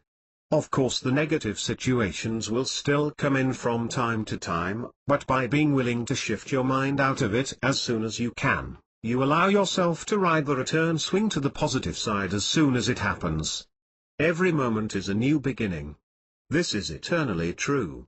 The sooner you realize this whenever you need to, the faster you become free of any situation you experienced. You might be in a situation where you want to something but the opportunity is not there. Hold that thought in mind because whenever you have a desire to do something, there will always be an opportunity that opens up sometime later for you to do it. It could even happen the very next moment. This is the nature of how reality operates. Ask and it shall be given. You ask by thinking about it. Every thought is an intention and every intention is a request to the universal mind to make something happen. God can read your thoughts even without you saying it. There is no desire that arises from within without there being the opportunity to fulfill it. Every dream can be realized. Always be ready to act when the situation opens up for you to do what you want to do. When you live with the expectation that if what isn't happening for you now may happen for you later, you will watch reality shift before your very eyes. The universal and personal aspect of God. There are two aspects of God, the universal and the personal aspect. Most people know a lot about one aspect but little of the other. The universal aspect of God is the universal power we can use at will. The personal aspect of God is the person of God moving as He wills. Universal power is mental power. It is the divine nature of our being when God created us. It is the power within us that is a reflection of the omnipotent. As we are created in the image of God, we have the universal aspect of God within our spirit. We are creators of our own reality, the microcosm, in the same way as God created the entire universe, the macrocosm. Man is to rule his world like God governs the universe. The universal aspect of God is the realm of inspiration, creativity and genius. It is the power of the universal mind that is accessible by everyone without exception. The individual mind is connected to the universal mind by thought. The ability to think makes us conscious creators. The better a person is able to think, the more intelligent he is. Intelligence is what separates one level of being from another. We are all equal aspects of God's creation, but we all manifest His power at varying degrees. Thought and knowledge are one. Thought leads to knowledge and knowledge influences thought. Choice is an illusion created by those in control for those who are not. To be in control, you must know. It is knowing how things work and understanding what is going on that gives you awareness of the governing dynamics of reality. It is awareness that puts you in a position of being a master player instead of a pawn on a chessboard. Mental power is spiritual power because mind and spirit are one and the same. With the power of the universal mind, you can accomplish all miracles and do great things. The power is a natural power because it follows natural laws. We might think that certain things defy natural laws, but that is because we are seeing things from only one level. Natural laws exist on every plane of reality, both the physical as well as the mental planes. Laws of the lower plane are governed by laws of the higher plane. Therefore everything supernatural is actually natural when we have an understanding of a multidimensional universe. The universal laws are essentially the whole process of divinity, consciousness or energy in motion, emotion. When we understand these laws and apply them in our life, anything we want can be created. Because the same laws that nature uses to create a forest or a galaxy or a human body can also bring about the fulfillment of all our desires. All things in the universe have a connection with the universal mind. Nothing can exist without that connection. It is the universal mind by which all things consist and have their being. We are connected to everything else through the universal mind. Separation is an illusion, for we are all one. We can use our mind at will. All power is within and is absolutely within our control. This is referring to mental power, which is the universal aspect of God. We can all train and develop our skill in using mental power. Visualization, affirmation, reality creation, mental influence, hypnosis, subliminal messaging and subconscious programming are all forms of using mental power. Using mental power to make things happen is what the concept of true magic is fundamentally about. Magic is the control of the visible world through invisible means. Magic in its absolute form is purely mental. Magic could be more properly referred to as manifestation. What you create in your mind becomes manifested in physical reality over time. The law of attraction is whatever you focus on most of the time, you get.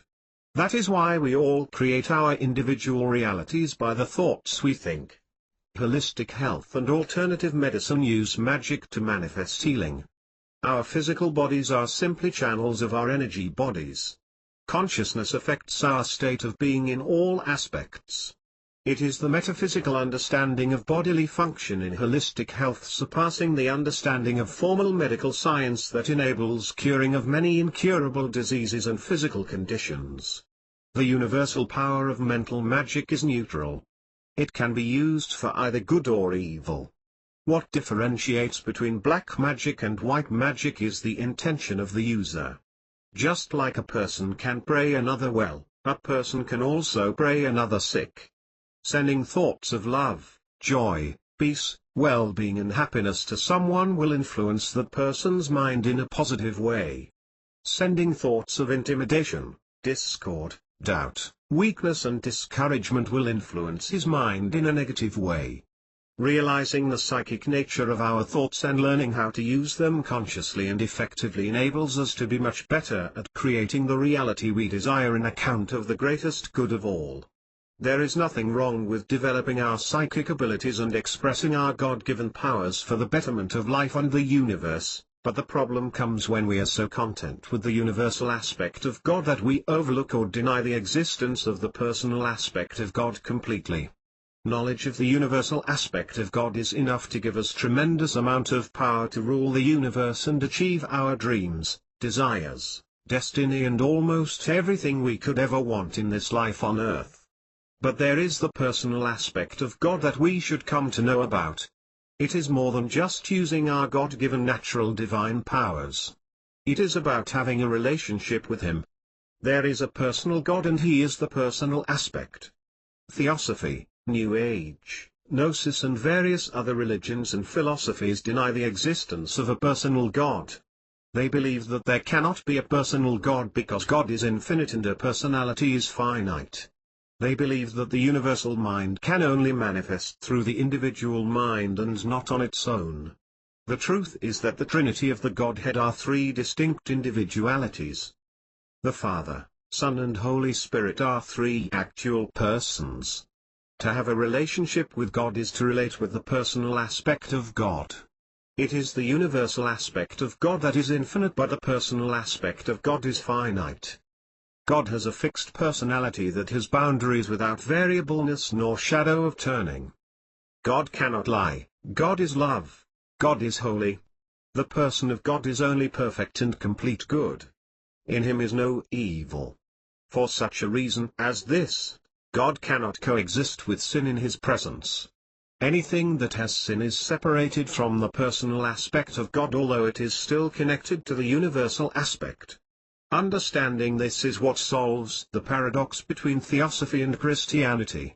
We are all connected to God and can draw inspiration from the universal aspect of the divine, but we cannot have true fellowship with Him unless we are washed by the blood of Jesus Christ. Salvation is of two aspects.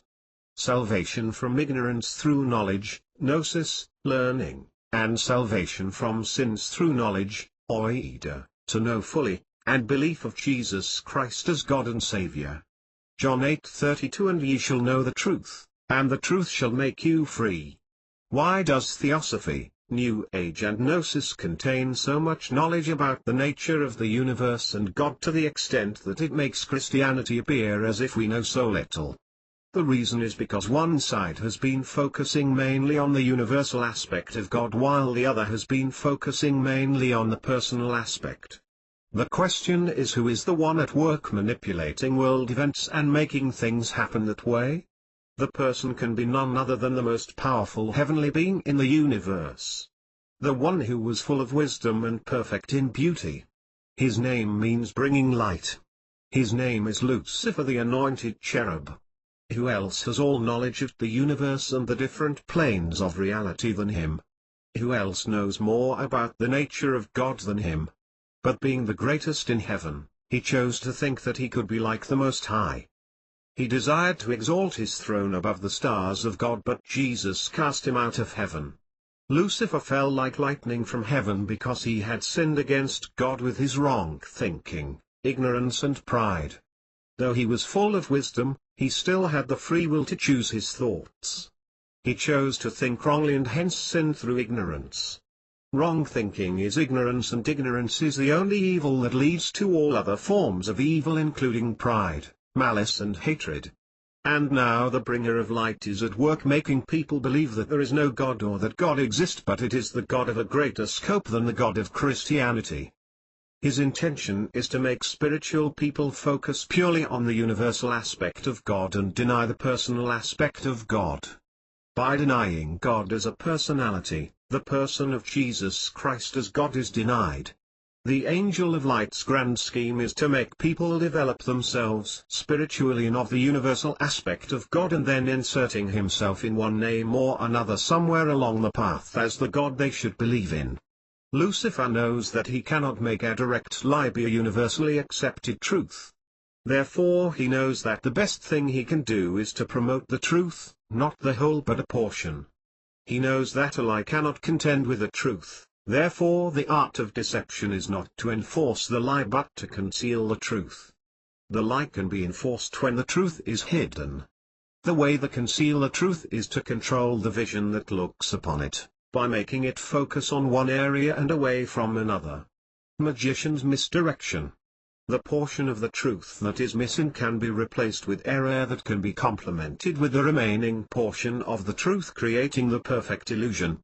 2 Corinthians 13:8 For we can do nothing against the truth, but for the truth.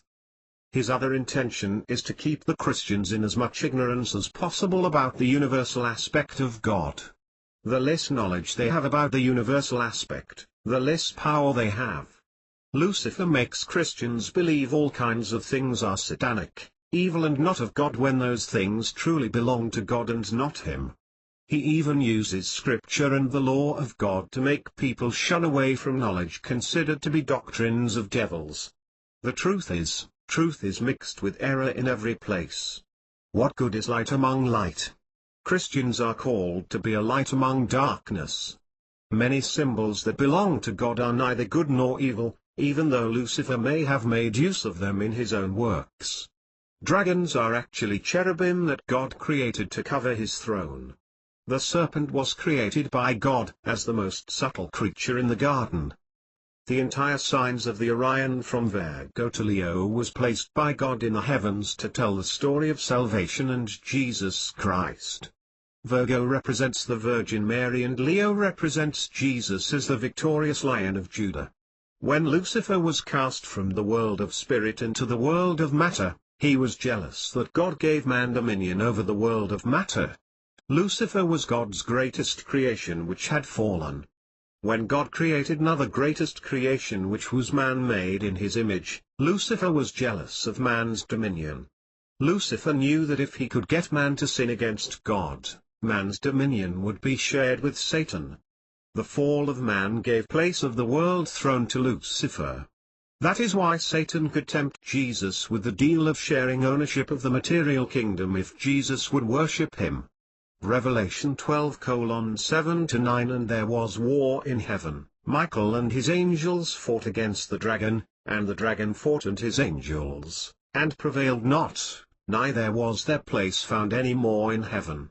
And the great dragon was cast out, that old serpent, called the devil, and Satan, which deceives the whole world. He was cast out into the earth, and his angels were cast out with him. Satan may be the god of this world, but God is still the ultimate owner of the material world. Whatever we as Christians touch in the material world becomes redeemed by the blood of Jesus. Jesus had come to redeem perfect purity of man and God's shared dominion of the material. To us nothing is secular, everything is sacred. Titus 1:15 Unto the pure all things are pure, but unto them that are defiled and unbelieving is nothing pure, but even their mind and conscience is defiled. There are only two to think about in this world, Jesus and Lucifer. The two are not the same. When you are not thinking of one, you are not aware of what he is doing and may attribute his work to the other. Keep the two in mind so that you can keep them separate. For every matter there is antimatter, but light and anti-light are exactly alike. True light is pure and never changing. Anti-light shifts 1 degree beyond light and changes into pure darkness, which is at the other extreme end of the polarity. Nothing can be above God. God is the highest. To go beyond the highest is to fall into the lowest.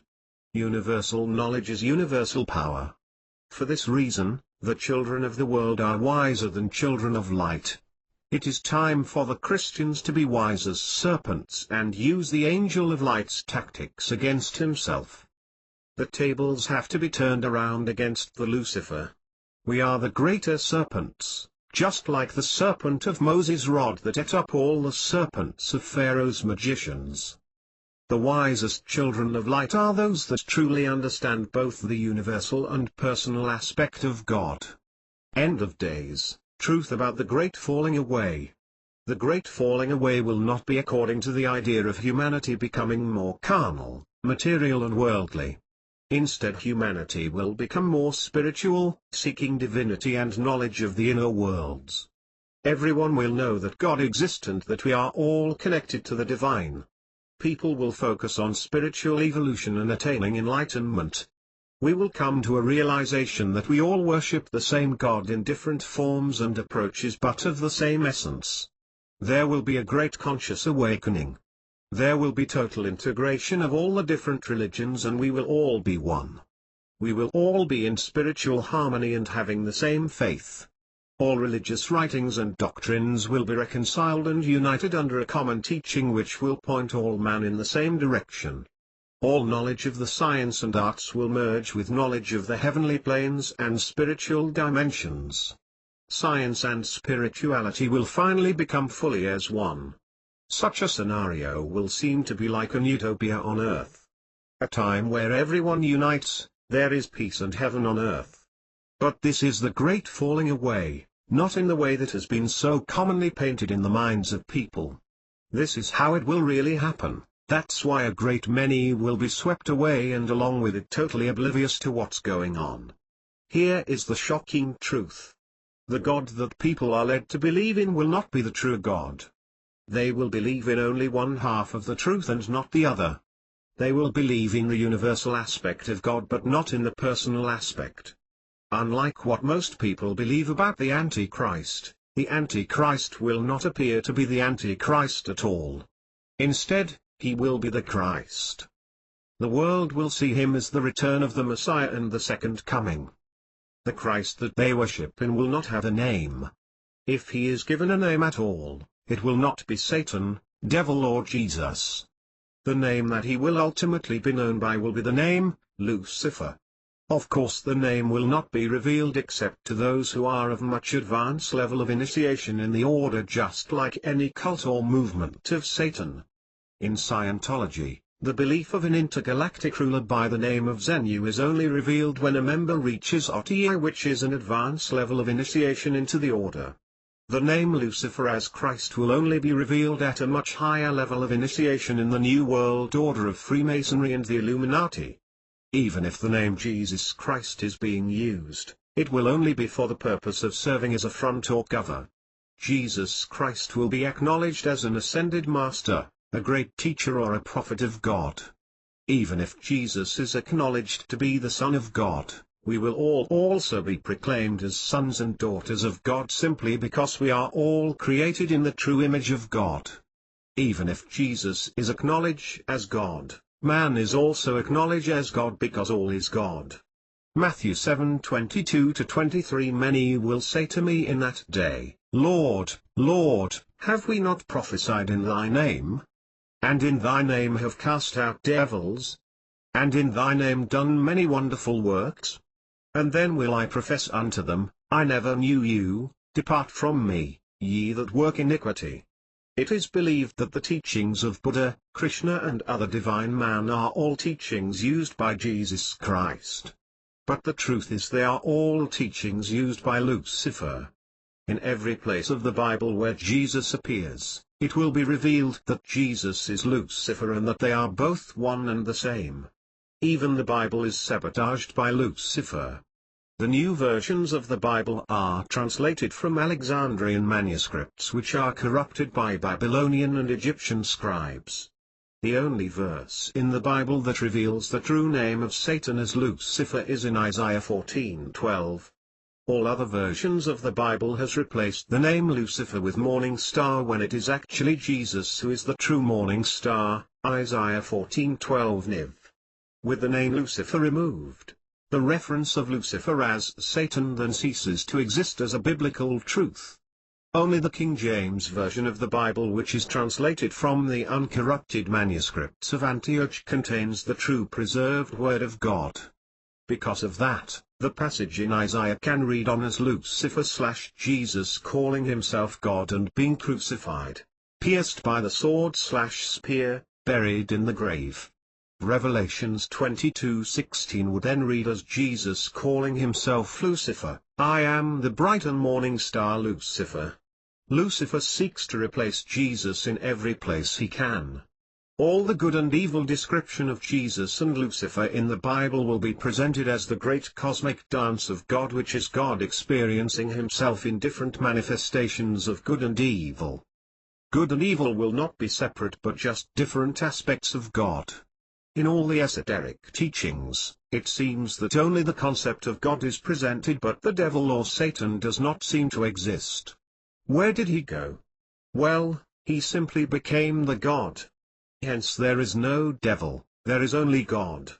Lucifer is God. Lucifer wants as little people as possible to think about the devil or Satan, and to think only about God. Like a master magician, he has staged a disappearing act. Even when you find writings about fallen angels, you will see just about every other name except the name Lucifer being mentioned. It's almost like he doesn't exist. Well, as the saying goes, out of sight, out of mind. The Jesus that is recognized will not be the Jesus of Christianity, but it will be the Jesus of Gnosticism. The idea of believing in Jesus Christ dying on the cross to save humanity from sin and eternal damnation in hell will be known as an erroneous belief of traditional Christianity. Gnostics believe that anyone holding on to the outdated idea of salvation is being stupid and not willingly to embrace the new truth about what the Word of God really means. 1 Corinthians 1:21 For after that in the wisdom of God the world by wisdom knew not God, it pleased God by the foolishness of preaching to save them that believe. Theosophy, New Age, Gnosis and the New World religion will be accepted as the true Christianity, and the true Christianity will be persecuted and sought after to be destroyed and eliminated because of the error it brings to the world. To us Christians, they are darkness. But to them, we are darkness. Darkness sees itself as light, and sees the light as darkness. John 1:5 And the light shined in darkness, and the darkness comprehended it not. Theosophy, which is the integration and unification of all world religious systems and writings, Christianity included, states its concept of the Absolute. It is above the existence of God as a being because the Absolute is the unmanifest which God manifests from, and the non-being by which being proceeds from. The Absolute manifest into the three Logos or Trinity, which is the first Logos, the second Logos and the third Logos. The three Logos are simply the manifestation of the Absolute as pure spirit on the three highest spiritual planes, and each Logos governs a certain aspect of the universe. The concept of the three Logos or God is without personality. God may have certain divine characteristics, but God is not a person or persons. Therefore God is beyond human concept of needing praise or worship. 2 Thessalonians 2:3-4 Let no man deceive you by any means, for that day shall not come, except there come a falling away first, and that man of sin be revealed, the son of perdition, who opposes and exalts himself above all that is called God, or that is worshipped, so that he as God sits in the temple of God, showing himself that he is God. To deny God as a personality or personalities is to deny the person of Jesus as God. Therefore, if Jesus isn't divine, then he isn't sinless and cannot die for the sins of the world. Therefore Jesus is not the chosen lamb slain from the foundation of the world, and the plan of salvation is a myth. There is no God our Heavenly Father whom we should worship and have a relationship with. But the truth is, Spirit is pre-existent, and the person of Father and Son are eternal with no beginning and end. 1 John 2:22 Who is a liar but he that denies that Jesus is the Christ? He is Antichrist, that denies the Father and the Son. So as you can see, the end of days will not only be a battle of light against darkness, but it will be a battle of light against light. The light of Jesus against the light of Lucifer. The devil uses the truth but only as a means to serve his own ends. Whatever that is of God, Lucifer will use it or create a distorted copy of it. 2 Corinthians 11:14-15 And no marvel, for Satan himself is transformed into an angel of light. Therefore it is no great thing if his ministers also be transformed as the ministers of righteousness, whose end shall be according to their works. He has created a counterfeit set of spiritual planes for people to experience in order to deceive them into thinking it is the true afterlife. He has the power to do this. After all, the Bible calls him the god of this world.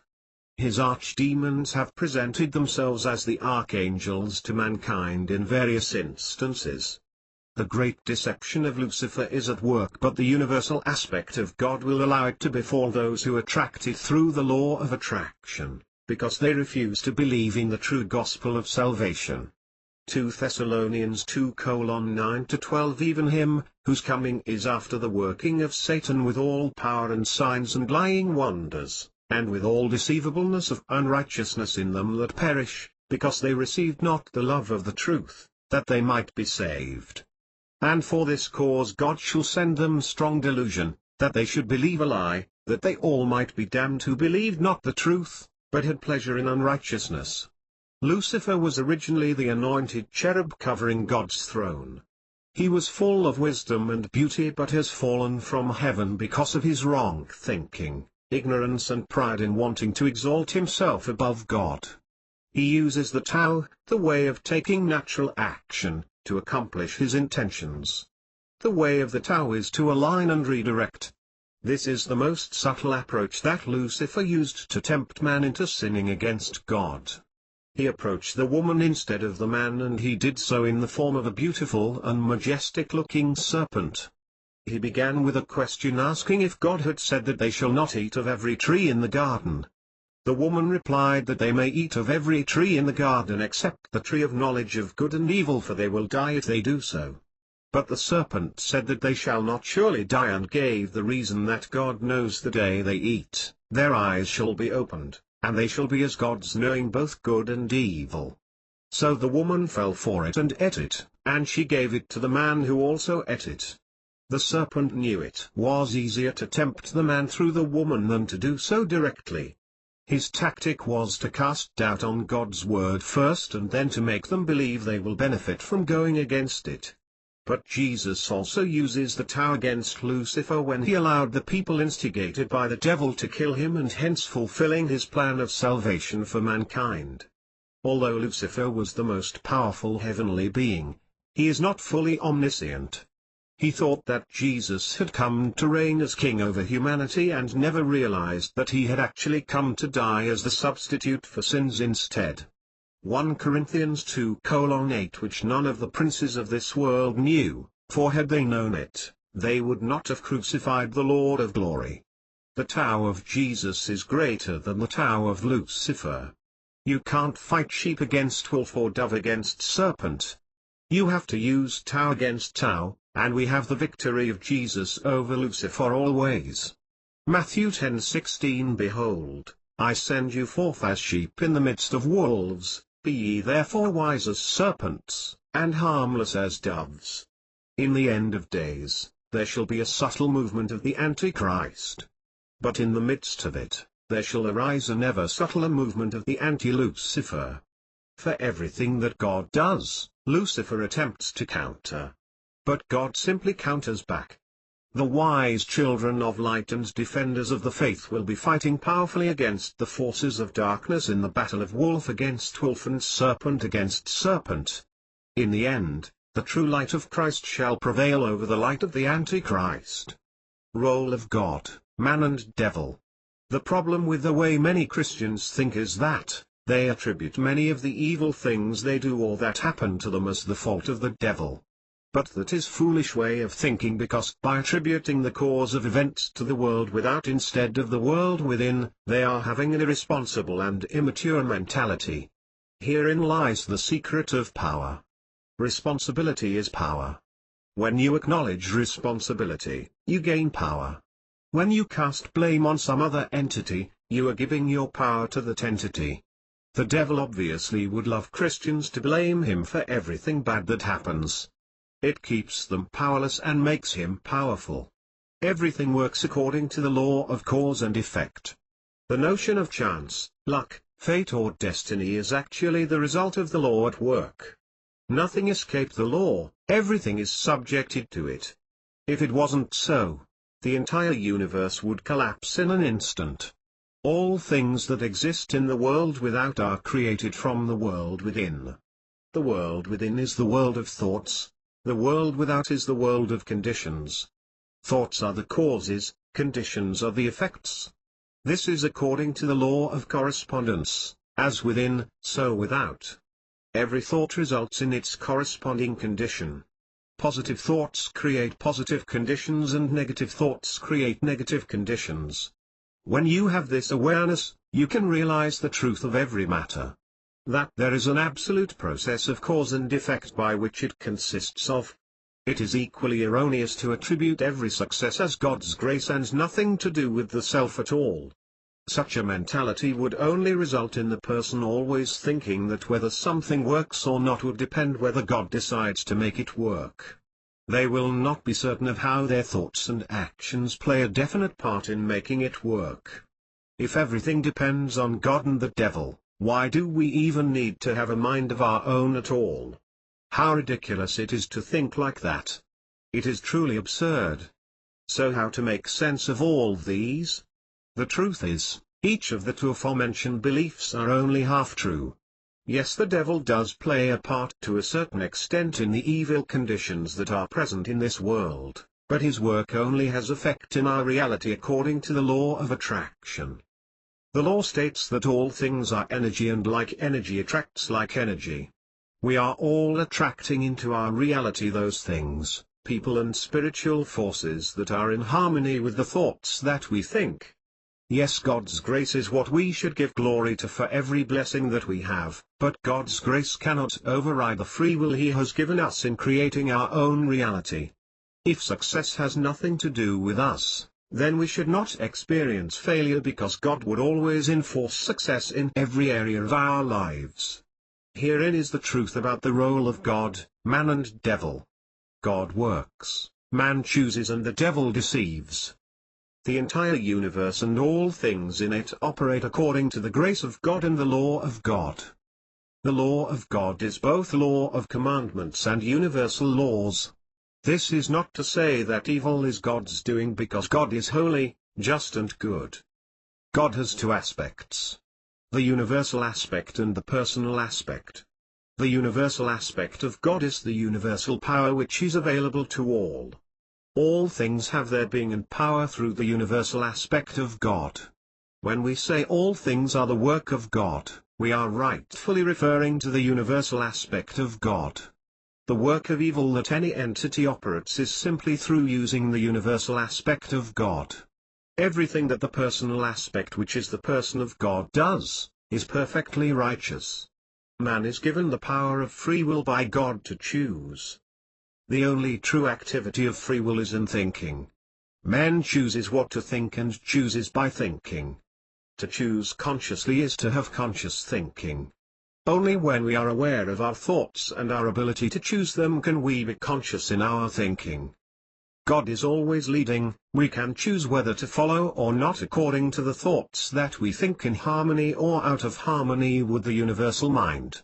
Most people are unconscious about the choices they are making in life and are unaware of the role their thoughts play in creating the reality they experience. As a result, they are unconsciously creating their reality and the things that happen in it in subjection to the influence of other more conscious entities, whether evil or benevolent. This is the order of life. The more intelligent will always rule over the less intelligent. By intelligence, we don't mean intellectual function. We mean awareness. The devil is the enemy of God and man. He hates man because man is created in the image of God. He seeks to hurt God by hurting man. All suffering is the result of ignorance. Ignorance is caused by deception. The devil wants to deceive us in every way in order to make us suffer as much as possible. The irony is that the devil's greatest strategy is in doing the opposite. By bringing man the greatest amount of awareness, he is able to make them ignorant to the greatest extent. How is such a great paradox possible? Herein lies the secret of the mystery. The devil is actually Lucifer, the angel of light who was once the anointed cherub covering God's throne. But he sinned by wanting to exalt himself above God. His wrong thinking, Ignorance and pride caused his fall from heaven, and now he has made himself an enemy against God and man. Lucifer wants to be God in the minds of men. The name Lucifer means bringer of light. Lucifer brings lots of light, truth, knowledge and awareness to man, but he uses it not to lead people to the person of God but ultimately to himself. This is how he keeps man in ultimate ignorance of the true person of God, by showing himself as God instead. Lucifer knows that the ultimate suffering man can experience is eternal separation from the personal aspect of God and eternal suffering in the lake of fire. The ultimate deception that there is no need to believe in Jesus Christ as the Savior and Son of God who died for the sins of humanity in order to receive eternal life, results in the ultimate suffering of eternal damnation in hell because of the sin of unbelief. The only sin is the sin of unbelief. Your role as a man or woman is to choose. Choose to believe in Jesus Christ as the Son of God and Savior who died for your sins so that you shall not perish but have eternal life. The work of salvation is a gift from God. You have to choose to receive it. Do not let the devil deceive you from accepting it. Choose wisely. Sign up to receive notifications of newer versions of this PDF and get to even more free gifts. http://mindreality.com/ezine.html http://mindreality.com Unified knowledge of consciousness and the universe. http://blog.mindreality.com My invaluable writings about the mind and reality. Share the knowledge, tell a friend. You have permission to give this away as a free gift. If you feel you have benefited from Mind Reality and would like to contribute whatever amount you're comfortable with to bless us in support of our work in inspiring and empowering the world, you can do so at http://mindreality.com/giving.html. May you get what you desire most in life. Best regards. Enoch Dan, creator of Mind Reality. Copyright 2005 Mind Reality 2006